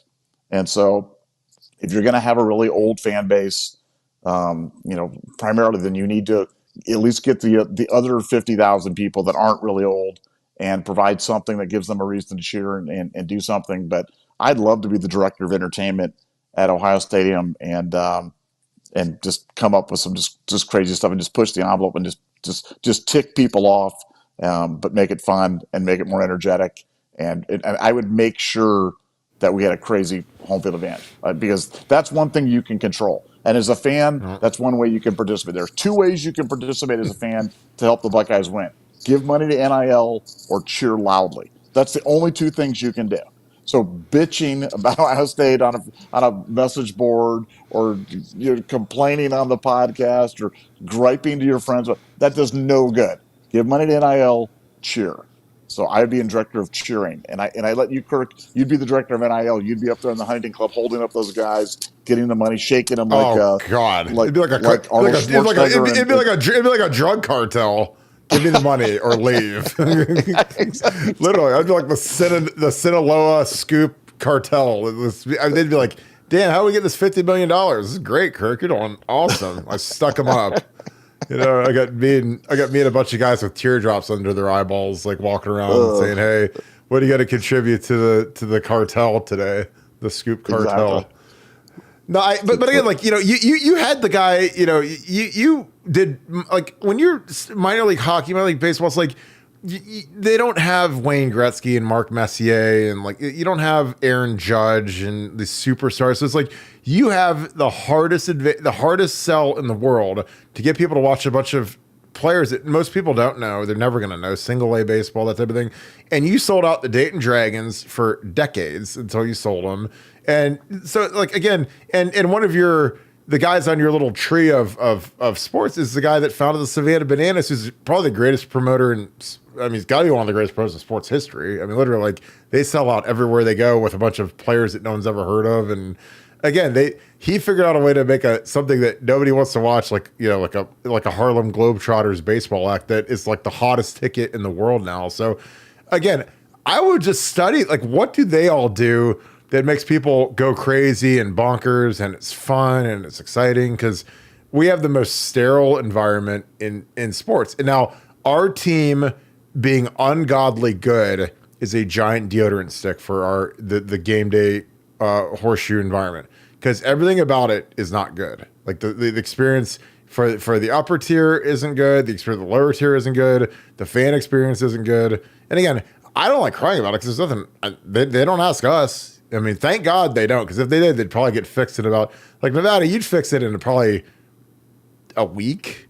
This is what you guys need to do, because when we go there, it's just like it's like sitting and watching a game in a hospital waiting room or something. And I just, they go. And again, the good thing about Ross Bjork is he's getting a little tour. He's going to get to go to Camp Randall in a year or two, and went to Altson. He's going to go to see Bo Mamba at Penn State, and Mamba, dude, just steal it. Steal what they do and say, hey, this is what we're going to do now. We're going to move the students around, and we're going to get some of the old timers out of the seats, and we're gonna get some guys to actually want to cheer and be loud. And again, like Jakeem Stewart, who's the number one player in the country, was there, and we're just booing the life out of our poor guys on the field. I'm just like, no. We were encouraging them. We were encouraging them. That wasn't booing. Stop with all your. They only feel bad if we boo.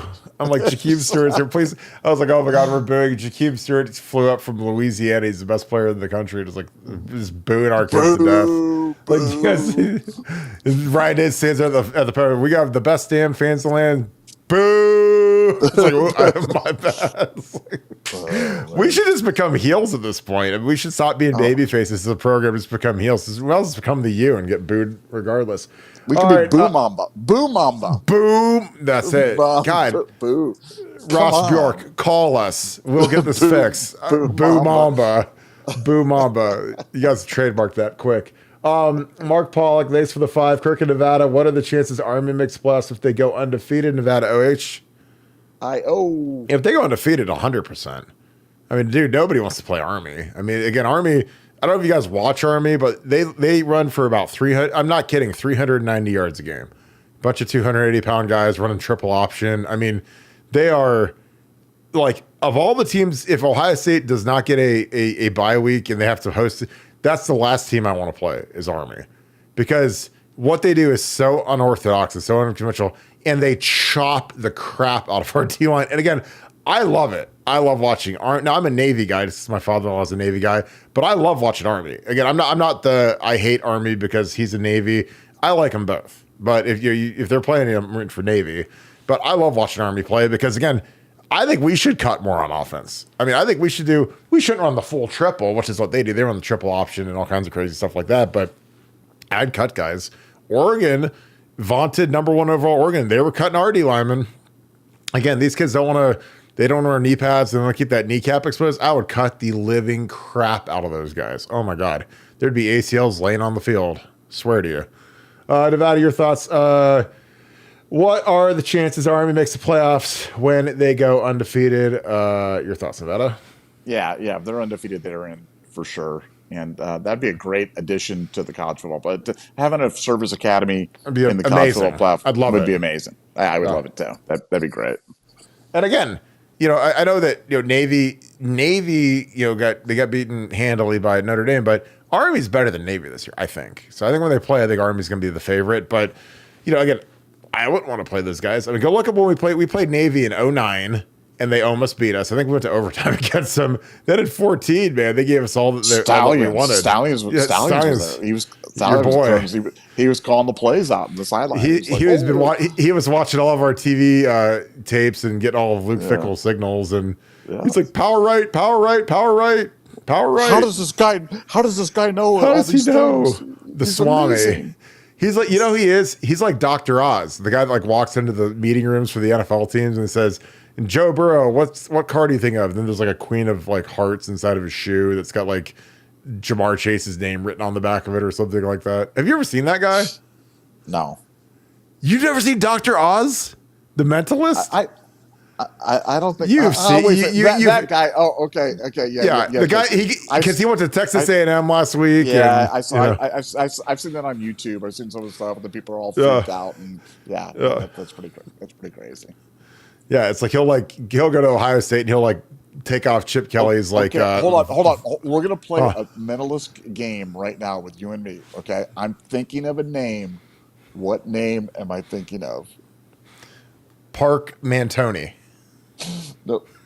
Boo Mamba. It was Boo Mamba. Come on. That's not the mentalist. I was sending that across to you. I was like, you're the worst mentalist of all time. You're like Dr. Death. Boo Dr. Mamba. Oz.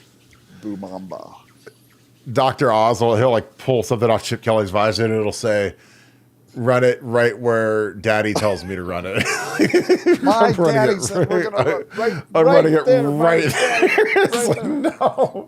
We're running right at their two best. We're running right at their two best players, and we're going to show them. They're two linebackers running full speed into the line. That's what I want to run. I want to run right at those guys. Oh, God. Kill me. Daryl Mosby, thanks for the 10. It seems like every offensive player is the same. There is no window dressing, no jet sweeps, or running back screens. Everything is straight ahead. And has the same route trees. Why Nevada OH?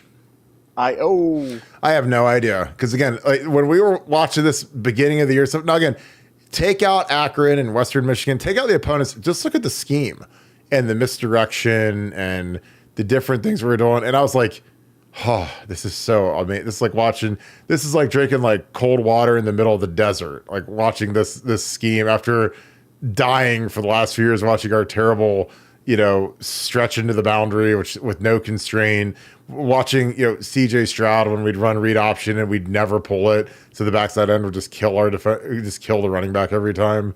And all of a sudden it was like we regressed and went back to like 2022 and 23. And I was like, I don't know. I mean, like, I love the window dressing. I love the motions. I love getting stuff out on the edge. And again, we did something like that stuff where we did that little sprint out play where G Scott sealed the edge. Like, I like that kind of stuff because then you got three guys that got to win. And with Ohio State, the odds of when you have, I don't know, JJ, Emeka, and then Carnell running a route tree, you're running their routes. Like, one of them's going to get open. One of them has to get open, or else we have to fire everybody and go recruit better players. And you're not going to get better players than JJ and Carnell and Ennis.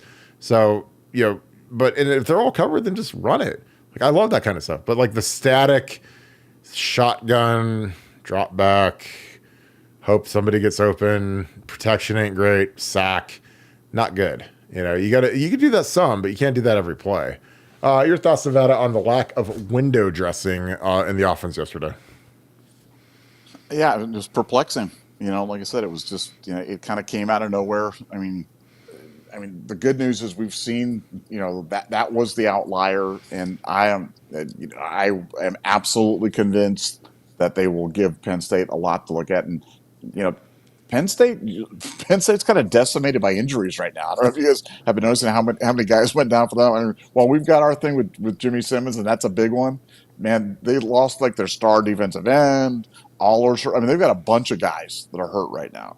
So, I think I really believe that last week was something else, man, because it was palpable how different it was from the other 6 games that we played this year. And I don't believe that was something. I believe that was purposeful. What the purpose was, I'm not going to stand here and defend whatever it was, but because I don't really understand it.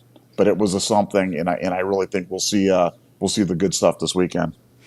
Schaefer Healthcare, thanks for the 10. Offensive line is soft, which has been their biggest issue in the day era. The trenches are not as valued as the skill positions, and it shows in almost all of his losses as head coach Nevada. I'll let you go first on this one. I mean, I don't think we're soft. I think we've been unlucky. I think the pickup of the penalty flag on the scoop and score, the reversal, and the CUDA thing happens 1 in 100 times. After watching the targeting penalty called this week against our guy, and then contrasting, they should have a split screen to the Marvin Harrison decapitation that happened against Georgia, and somehow they picked up that flag. That would have put us up 18 points in the fourth quarter against Georgia. So, as bad as our collapse was, I don't think we'd have collapsed that bad. I think we'd have managed a way to eke out a victory, but I think we've been unlucky. I don't think we're soft. I think it's a lazy narrative. I put that one in there along with Trey Henderson is a quitter. JT Barrett's not a winner. Will Howard can't throw the long ball. I just think it's a lazy take. I think it's a Michigan fan take that they started. They try to put it on day. We're tougher. That's why all of a sudden we started winning. And then we find out, wait a second. No, they were involved in the largest cheating scandal in the history of college sports. That's why you won. And now you got out of that. Now you guys suck again. So no, I don't think it has anything to do. I don't think we're soft. I think that we play with, on the offensive line, I think we play with poor technique, and that results in us not being as effective as we need to. But those guys are not soft guys. I mean, some of those guys. Those guys aren't soft kids. Yeah, I think, like, again, our hand placement's terrible, and I've talked about that for years. And again, we get locked out by D line. Again, I've said before, if you miss with your hands, that's fine against good players, but you got to refit them. You can't just sit there and say, well, I'm going to hands out wide and they jacked up, and because it happens all the time. And I sit there and I'm just like, guys, like, we have to do better. But I don't think that they're soft. I think that we got some tough kids. I think that, losing Josh Simmons is a killer at this point because he was really playing well. And it's forcing us to shift a lot of things around. But that's football. I mean, again, I always talk about, like, it's as much as I love everything, it's like, you're 1 or 2 injuries away from the season, being at the brink. But it gives guys opportunity, like with great, issues and great adversity. There's also great opportunity for someone to step up and do something. I mean, you watch the Browns today, and Browns are 1-6, left for dead, and Vegas is dancing right now because they went out and beat the Ravens with Jameis. Jameis comes off the bench, and who knows how good they would have been if they would have just had Deshaun on the bench, but that's life. I mean, they look like last year with Flacco, where all of a sudden they actually ran a real offense instead of having the worst quarterback in NFL history in Deshaun Watson running the show. Ian Bates, thanks for the 5. Ryan Day shows more emotions over a blown call than inept play and coaching adjustments. That's false bravado. He called Saturday a matchup game. He's lost. Nevada, what are your thoughts? Because Ryan did blow a gasket on that call, and he fake spiked the headset. And again, I get being upset, but I don't know. Like I said, I think that it's his thing. I mean, he gets cranked up, and that's who he is. And I don't know. What are your thoughts on that? My honest thoughts are that Ryan is damned if he does and damned if he does. If Ryan didn't show any emotion after a call like that, then people be like, he's soft. They say he's soft. He is a soft pudding pop from New Hampshire. Doesn't understand. So and then he gets mad. Oh, he's too emotional. I just look, come on. I mean, let's be fair. Let's at least be intellectually honest here. Yeah. I mean, he has got no winning plays with some people. Like, no matter, they're going to find, if he's mad at the team, well, that's false bravado. If he's not mad at the team, well, why isn't he mad at the team? He's checked out. He's stoic. He doesn't care. And one of the great posts I read on the board were talking about Tressel's demeanor after games. I mean, Tressel's demeanor after games was always the same. It was dry and droll and not emotional, and every game you guys won by 2 points or whatever it was, what I'm saying? But all he did was win. All you guys did was win. You won. God! But it was just like, I mean, was Tressel not tough? Were you guys not tough? Were you guys just? I mean, it just. I think Ryan just can't catch a break, and I think once Ryan catches a break, then everybody will they'll jump on. But yeah, no, that's my honest opinion on that. Yeah, I think that you're dead on that. It's like Ryan. It's like if he just stands there on that call, it's like, oh, he doesn't care, and he's too busy thinking about going. He's going to Mamba. Mamba would have thrown a gasket on that one. He's going to go to Vermont on vacation and have some Ben and Jerry's ice cream and be soft as pudding. And it's like, I mean, people like it's like they roll some of this stuff on their head. It's like, Ryan lost his crap on the targeting, and again, I thought it was a bad call. And again, I don't know. So I watch it, and I mean, and again, we're fair towards Ryan. Like, that's the thing. We're not, they don't love us, but again, they watch us. We know that, and we're fair. Like, again, if Ryan does something good, we tell him that. If he does something bad, we say that. We're not, again, we don't care. So, but this is where we're defending Ryan, where it's like, I know he was angry. I know he was fiery. There can't be a team on this earth that has worse luck with targeting calls than us. I've never seen anything like it. It's like as soon as they call targeting, it's like, well, our guy's getting ejected. If Marvin Harrison gets sent to the netherworld where he's unconscious, he could be laying there dead. They say, well, it looked like it might have been the side of the shoulder pad that caused that plastic to plastic hit that sounded like a face mask on audio. It's like, but he didn't. So it's like, first down, Georgia. And I'm just like, oh my God, this is like, I would never guess that we would get screwed in Atlanta playing the Georgia Bulldogs. I never would have called that. The Peach Bowl crew. And I mean, those guys, like they have Georgia Bulldog season tickets, and they were organized. Oh, come on down here. You blue coats, we can't wait to see you guys down here in the South. This is going to be great. There's nothing we'd ever do to screw you guys except tape your walkthrough. Ranjit Sorry, Pink Floyd, a piano cover artist. That sounds awesome. Thanks for the 10. To defend Tyler Warren, our linebackers will be essential. Is there any chance of getting the targeting call reversed so that Reese can play the full game versus Penn State? Well, I'm sure that Ryan turned that into the Big Ten. And again, I know this was another thing. Again, you saying that Ryan Day can't catch a break is one of the most accurate and hilarious things. Because, I mean, people were dogging him out because he turned in that Oregon call where Will Howard slid to the Big Ten. And they do that every week. They do that every week. I mean, every week it's like the defense and the offense, they mark plays as they watch the film and they turn it into the Big Ten if they need an explanation on it. And I'm sure on the Arvell Reese targeting thing, they're turning that in. And there's a chance it could get reversed. I don't think it will. But they have reversed these things once they've taken a second look at them. So, again, I think anything's possible. What are your thoughts, Nevada? Is there any chance that it could get reversed? Yeah, I mean, there's a chance. I don't think it's likely, but as you said, it's not unprecedented. It has happened, and they do submit this stuff. So we'll see. But I'm not optimistic that that's going to happen, but it's certainly not out of the realm of possibility. Sean Duffy, thank you for the 5. New year, same old issue. No more NIL until Day is gone. Day is the Andy Dalton of head coaches. His team are mentally soft. My $25 bet is looking good. I don't know what your bet is, but did he bet some with you? Do you have something booked, Nevada? Is it in escrow, the $25? Yeah, I don't know. I have to remind me. People make bets with me all the time, and then they welch, and then they never pay you. Like, I mean, if I was you, I would remember a single bet. People, I've got the $100 with you, Nevada, and then it comes down to they jumped. A guy jumped in when Ohio State was down against Nebraska, and I was like, I'll bet you $1,000 right now that Ohio State's going to win this game, and and then. Silence from him, so he's just kind of waiting to see what and then Ohio State comes back and wins the game, and haven't heard from him, no, nothing. It's just like, that's just the way it goes. From you bet him that they'd come back and win it for $1,000? Yeah, I went in there right there, and he took it. Well, he didn't take it, but he was on the board. And he didn't respond. But he was kind of like, he did not want the smoke. No, so he's kind of like 1 foot in the water, 1 foot in the shore, just kind of waiting to see how the game was going to play out and what was going on. But I knew he was on the board, and he was on there.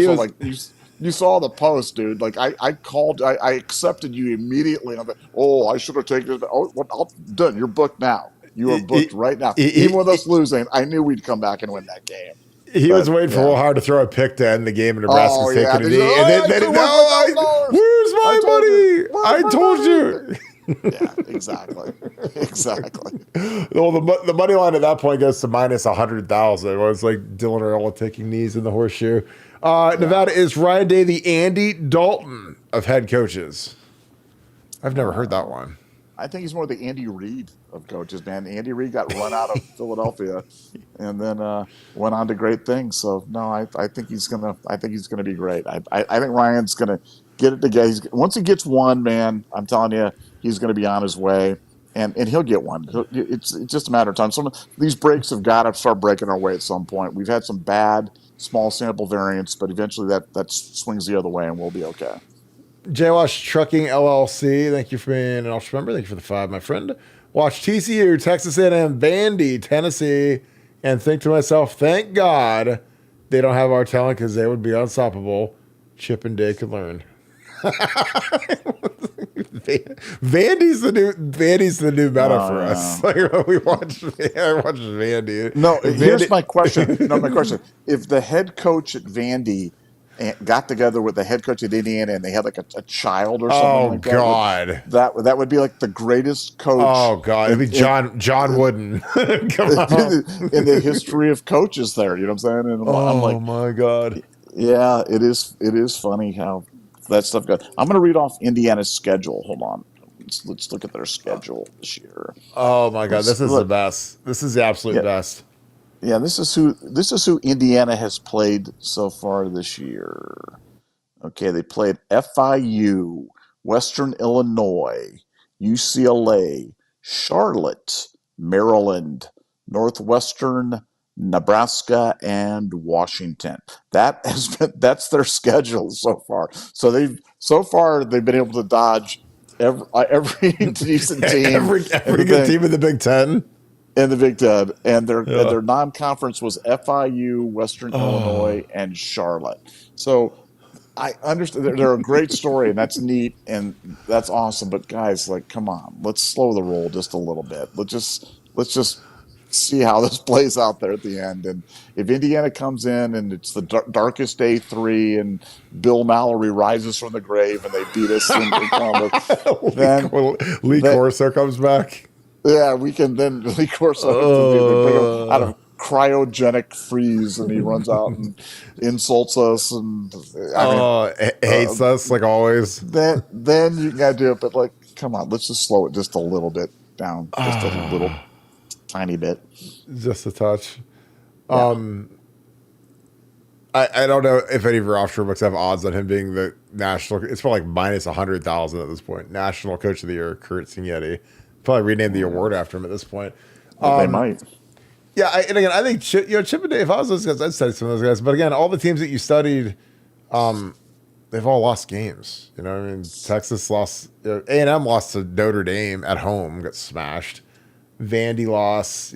Tennessee. I mean, Tennessee was like left for dead.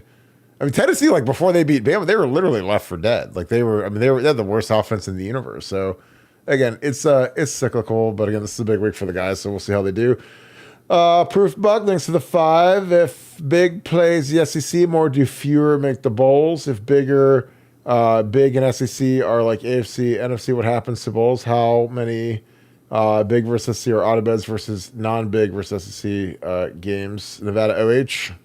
I don't know if obviously you got to get 7 to make a bowl, but I mean, if you have the strength of schedule, if the Big Ten just played the SEC, like I think that they would dominate the bowl circuit because you'd have the biggest brands all in 2 conferences. And plus, I think that the strength of schedule, like it's, if you can get to 7 wins and play an SEC/Big Ten schedule, I think you've got a really good shot because I think people, you have to adjust when you're playing real teams, because again, Nevada read the entire litany of juggernauts that have gone through Indiana, Bloomington, whatever, and it's literally insane how little they've played when you look at the fact that they've had they're undefeated and they're the bee's knees, but they've dodged us, they've dodged Oregon, they've even dodged Michigan, they've dodged Penn State. Like anybody with a pulse in the Big Ten has not played the Indiana Hoosiers yet, so we're gonna find out. Like, so they got to play Michigan, they got to play us, so we'll see how good they really are. But yeah, it's interesting, but I think more teams would make it if they played against each other. Just because I think the strength of schedule would be so much higher because you'd get rid of the Akrons and Western Michigans, you'd replace them with, Ole Miss and Georgia and Vanderbilt and whatever. So, what are your thoughts, Nevada? Do you think if the Big Ten plays the SEC more, do fewer teams make bowls or do more teams make bowls? Yeah, well, it's just it's all about that auto bid. I mean, they're asking for like 3 or 4 auto bids, so I would expect that at some point you're probably gonna have 75% of the teams are going to be from the Big Ten and the SEC as part of this thing. But that's probably right. I mean, that's where the power resides, and I mean, college football is changing, and the way we watch it's got to change, and the way as a fan you got to adjust your expectations because losses are not the end of the days, and 12-team playoff. I hate even saying this out loud, but I have to say it just because I have to. A loss this weekend against Penn State might be the best thing that can happen to Ohio State from a playoff perspective. It might be. I'm just telling you, like avoiding the conference championship game could be like the secret sauce, man. I'm just telling you. So I know that's sacrilegious. I know that's defeatist type of thinking. I'm just saying you've got to change your way you view this when there's a 12-team playoff. I don't think they've thought through all the eventualities of a 12-team playoff.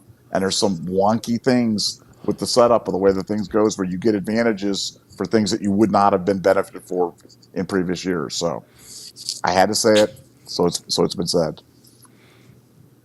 It's because you're soft. I am soft. Pudding pop. Old Freddy's Sunday. Freddy's Blizzard. That's all you are. Ohio State alum. Turtle. Thanks for the 5. You got a question?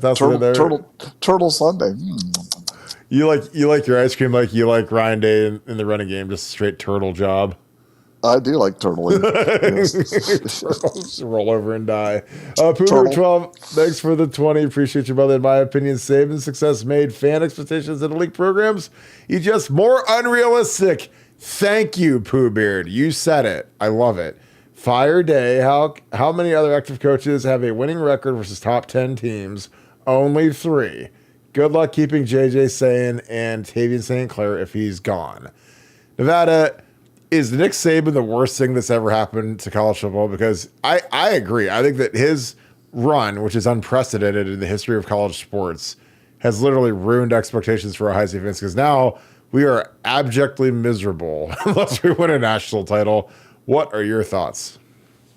Yeah, I mean, no, Saban, what he did was kind of unprecedented. I'm not sure we'll ever see that again. Maybe we will, but amazing dynastic success.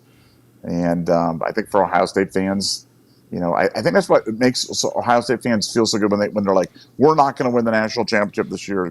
They feel like they can be really smart by saying that. It's like, dude, we've only won 3 in my entire time on this planet. So yes, declaring that we're not going to win the national championship is that's not some sort of a bold proclamation, but no, just enjoy the football for what it is, man. Enjoy the games, enjoy the rivalries, enjoy the drama. I loved the drama this week. I didn't have that same pit in my stomach I would have had it been like a 2-team or 4-team playoff. Yeah. But I was feeling it because we've got 1 loss already to Oregon, so another loss to Nebraska would have definitely that would not have been good. So I was definitely happy when we got that interception. I should say I was more relieved. I was relieved first, and then I was happy second. But because I love the build up to these games, I love these seasons. I love the build up to these games, and I love the build up to this Penn State game. I'm going to enjoy every day of this week, and it's going to be super fun analyzing this game and see what Ohio State's doing. And I love the fact that we're alive and one of the contenders for the national championship. That's the best part of the year for me, so I'm excited about it. Paul Boss, thank you for the 10. Thanks for being an Ultra member. Appreciate you, my friend. I'm not sure Justin Fry has ever coached this much talent. It affects us in recruiting and in coaching. The guys can see how easy it is to gain his approval. I would love to see George Fitzpatrick get a shot. Well, I mean, I think, Justin, obviously, he's never had a job like Ohio State. He was at Temple and Boston College and UCLA, kind of like the doldrums of college football. Now he's here. So, there is an upcharge in getting ready to go and recruit versus now you got to recruit against Bama and Georgia and Tennessee ate our lunch and took David Sanders Jr. So it's hard. I mean, you're not, and again, the level of scrutiny here is 6 million times higher than all of the other jobs he's ever had combined. So again, he fits in nicely with all of the other offensive line coaches that our entire fan base has hated since the beginning of time. And again, you guys say, Kirk, are you right? Of course Kirk's right, because that's what Kirk does. So let's go back in time, last 20 years. Jim Bowman, one of the most hated coaches in the history of football. Ed Warner, absolutely vilified and hated. Greg Studwara, beaten to death by our shill media that cover the team because of some morons inside the Woody Hayes that didn't like him, which permeated into message boards, into the fan base. So Stud, absolutely hated. Justin Fry shows up, is the second coming, is now not the second coming, is the most requested to be fired coach on the staff. So again, I don't know if we could hire an offensive line coach that our fan base would actually like. I almost think it's impossible. It's kind of like defensive coordinator, offensive coordinator. The 3 position coaches that are guaranteed to be hated at all times outside of the head coach are offensive coordinator, defensive coordinator, O-line coach. It's been like that the entire time I've been around Ohio State for 25 years. Nevada, am I wrong with that? No, I mean it's hard to argue. It's hard to argue. I mean, I bring those names up, and you've been on the message board for 25 years, and I bring them names up, and you're just like, oh yeah, I remember that section of the Jim Bowman timeline, and oh yeah. No, I get that. I think though that we're talking about the here and now, and as you said, we really try on this podcast to be fair. We will praise you when we think you're worthy of praise. We will criticize you if we think you're worthy of criticism. And I think the criticism of Justin for, the situation that we're in and the technical development of some of our players, I think is 100% spot on. I think it's legitimate. And, I'll praise him for getting Jimmy Simmons in the portal. I'll praise him for getting Seth McLaughlin in the portal. I like some of the other guys that he's gotten. I don't like the way that we play. And I think the fact that we're that it's this much of a fire drill after losing one guy is not a strong endorsement of his job performance. But that's just how I feel. Yeah, and I'd like to see George Fitzpatrick get a shot too, because he's tall, angular tackle. He's looked good when he's played good in the spring game. So, but again, I don't know. Is Penn State the place to give him his first shot? I don't know. We'll see. But again, he's getting close to where if we get another guy, he's gonna have to go in because we're running out of guys that can play tackle, so they're gonna have to give him a shot. Paul Moss, thank you for the 5 again. I appreciate you, my friend. Thanks for being an ultra member. Thanks for back-to-back questions. As a season ticket holder, see, I figured that out pretty quick. STH, I would rather tailgate than go in the stadium on games we're supposed to win. It's a super boring environment. Yeah, we've talked a lot about this where it's not compelling, and I think people show up because they feel like, well, they've got the ticket. There's nothing else to do in Columbus that day. It's going to be a win. I'm going to get to boo the team. I'm going to get to boo the team a little bit. And but let me say something. Let me say something. Go ahead. I have to say something. This is going to kind of jump off something you said earlier about my minor league baseball background. You got to understand the essence of minor league baseball. The essence of minor league baseball is nobody knows who the players are. Yep. If somebody's good, they're immediately going to get pulled up. So you're not going to have some player that's going to be some generational talent that you can have around and that people are going to really identify with. Most of the people when they leave, when we polled this, most people leave minor league baseball games and don't even know who won or lost. They don't even know who won or lost.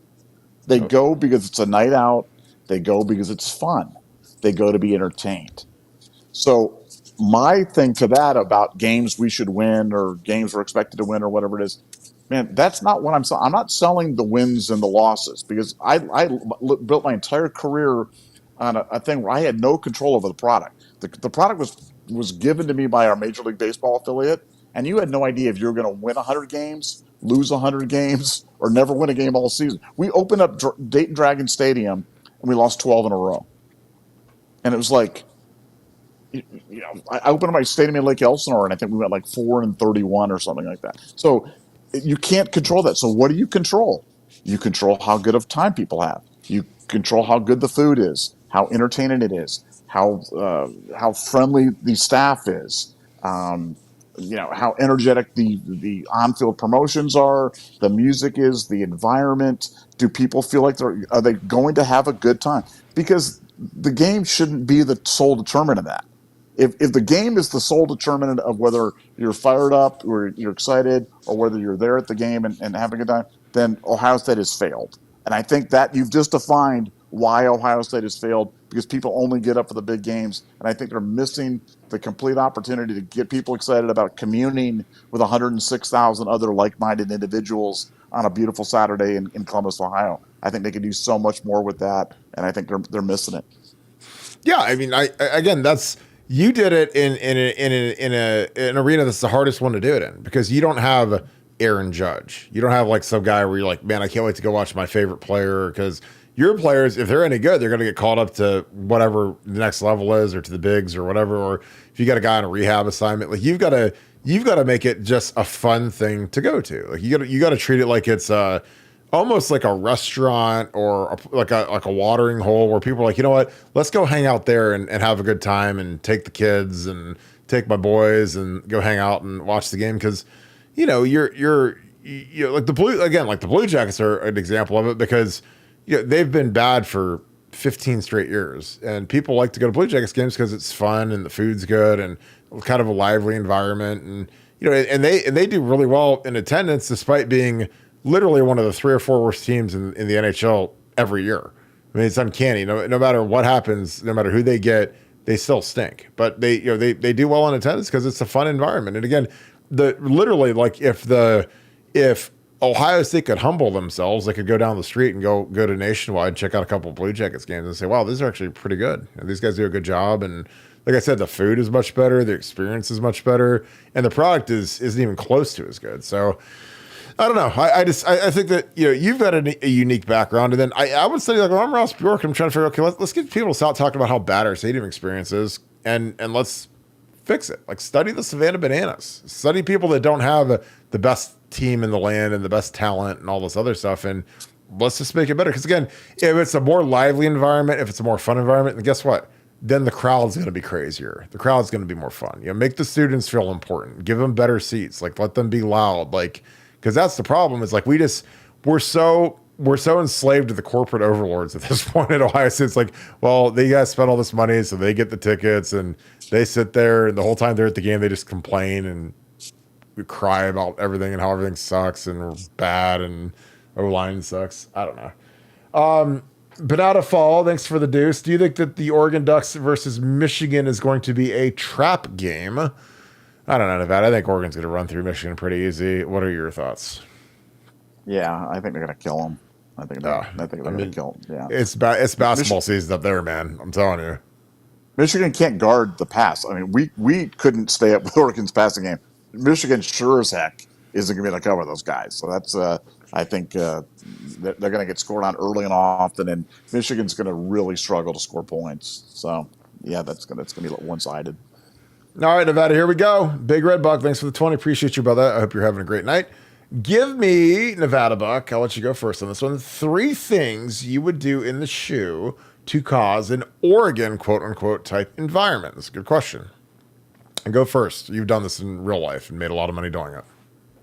I mean, and the first thing that I would do is I would change the food. I would change the food offerings at the thing. I don't know if I would bring in, the 100 top food trucks in Columbus or do so. I mean, I would do something to change the food offerings at the stadium. Secondly, I'd probably go out and the good thing about mob. You talk about if you study mob mentality, people will do stuff if kind of encouraged by other people in terms of doing it. So I'd probably form like a 500 person or 1,000 person, just the craziest fan group possible that would just get everybody going. Because when you have, and that's supposed to be the student section, but it isn't the student section. So I think you need to kind of seed it. It's kind of like going to a party where you bring a bunch of good-looking girls, like a bunch of models, so that everybody looks better in the thing. Atmosphere models is what they call that, Nevada. Atmosphere models. Yeah. Atmosphere models. So I would create this atmosphere group of just crazies that would get the thing going, and then I'd probably hire a DJ or a master of ceremonies or somebody that knew how to handle big crowds like that, and really get people going. I mean, that'd be 3 things that I would do in the first 5 minutes, and that alone, on top of renovating the bathrooms and cleaning things up and making sure that the ushers are not all 97 years old, and the ushers would be part of the entertainment. So everybody that would touch people coming from within a mile of that stadium would be part of my entertainment group, and it would be cheerful and greeting people and hello and how are you and let's go Bucks, and every game would be a theme, and we'd go crazy, and I would challenge people. It's like we would do this in the high school. We did this back in high school. We'd have noise nights. So we had noise nights at my high school, and it was like, so your challenge was to bring the loudest thing that could make noise at things, so like for basketball games. And so we had people bringing like foghorns, like wide, air raid sirens that they bring in and stuff like that. And it was deafening in our thing. It was crazy. And I was always just there going, why not do that at the stadium? Just like challenge people to just make the most freaky noise that you possibly could, and make Ohio Stadium like the most unpleasant place for a team to come in and call signals. And when you catch people doing something crazy like that, you go give them $100. You go give them $100. You have your random people that go out there. You give them $100 for being your crazy fan noise thing or something like that, and you just challenge people to do it. And I tell you, you watch that. You watch just those little changes would change everything at the Horseshoe. So I'm ready. I'm ready to go. See, I mean, like, because all the stuff you just suggested would cost a minimal amount of money. You didn't say we need to put in a new video board, or we need to put in a dome. We need to move the team to Dubai. Like you said, let's add some some people. And again, the $100 gift card to the Buckeye store would be great, or whatever. You just hand them, here's your $100 little Visa credit card that's only good at the Go Buck store for today. Like, I think that's a great idea. I think that, how can we make noise? How can we, theme it. I think like having like that crazy, the group of crazies would be great. And even if you had like some captains that would meet with the athletic director once a month or whatever, and you could get some feedback on, okay, this is great, this isn't great. Get like someone to kind of take ownership of it from the fan base, where you can say, hey, okay, this is what we should get. Again, the food is just atrociously bad, grossly overpriced, and it's like, again, when you leave there and you feel like you've been robbed and you didn't really have a good time, then it's just kind of like, well, I guess that's just how they. But can you imagine 100 food trucks circling Ohio Stadium where you get like lobster rolls and the best mac and cheese and chili and sushi? Oh God, and it'd be just amazing. Like there, and you'd be like, oh my! You would go there just to eat. You would go there and you'd be like, I'm going there just because this is the best collection of food trucks from the 5 tri-state area. They're going to be there in Columbus every game day. And you have every section has a captain, a noise captain that's in charge of making sure that section's on point, and they're just going around going, okay, we're making noise so that every time they get the ball, we're going crazy and we're doing it. I mean, this is not hard. This is not hard. We could do this. Yeah, and it wouldn't cost a huge investment to do either. No, that's the beauty of it. It's this would just be something where it would be a change in culture and a change in attitude. And again, like you look at the SEC, like I've people all the time come to SEC and look at how amazing that looks and how loud it is. And they come to our place and they're just like, yes, for as big as this, it's just not loud. Boo, people, I mean, our boos are really loud. I'll tell you when there isn't a team in the nation that boos their home team more than we do. Oh my God. Yeah, so I agree. Like I think that the one thing is, like the food could just be much better. Again, it could be like everything about the food could be better. Like that's something where it's like you go there, you're just like, God, I wish I would have ate before I came, because like I'm going to spend a gross amount of money on bad food, which is this is how they roll. And again, I like your thought of keeping it on things that aren't going to cost a lot of money. I think that getting like a band of crazies that are legit fire starters, because again, our student section isn't very good either, and I like our students, but like they show up late and they leave early, and it's like they're again all high. They're all high. The vape pen. It's just and I just think that there's too many people that go to the Ohio State game to just be seen and not to actually like care about the game, not to actually because the problem is with our pricing is we've priced out the real fans, and now it's just nothing but corporate and douchebags that they don't know, they don't care. They're there. They're just there to be cool and to take a photo for their Instagram account and post it and go home, and that's it. So it's like you lose a lot of the people that live and die with the program, the people that watch our show, the people that are on Buckeye Scoop, the people that they really care about the outlook of the program. And I think that's unfortunate. And again, I like the idea of if you find someone making noise, going crazy, give them a gift card. You never know who's. They don't have. They're not. Yeah, exactly. It's unmarked. Ohio State Buckeye super fan. They don't have shirts on that say, you don't know who it is, but they walk up and say, you've been going crazy the whole game. Here's your. It's like like Elon Musk giving away $1 million for to $1 million a day. And it's like people all of a sudden are starting to do what they say for them to do. It's like the Modelo recruiter. You know what I'm saying? Like that. You're just like you're just looking for people. You're trying to catch people doing it, but you create a culture where you say, look, our responsibility as fans is to make as much noise as possible when the other team has the ball. That is our job. We have a job. We're there. That is our job. And so, like, I don't care what anything else. We're going to eat, we're going to drink, we're going to party, we're going to have a great time. But when they have the ball, we are going to make noise. And if you don't want to do that, don't come to games because you're not going to do your job. You change that, man. That changes everything, because now it's like people, I don't feel an obligation this year because the game's not that important. It's just like, stop, man. It's fun. It's fun to go. You've been there. We've been there together when we've been going crazy. That is fun. There's nothing more fun than that. Yeah.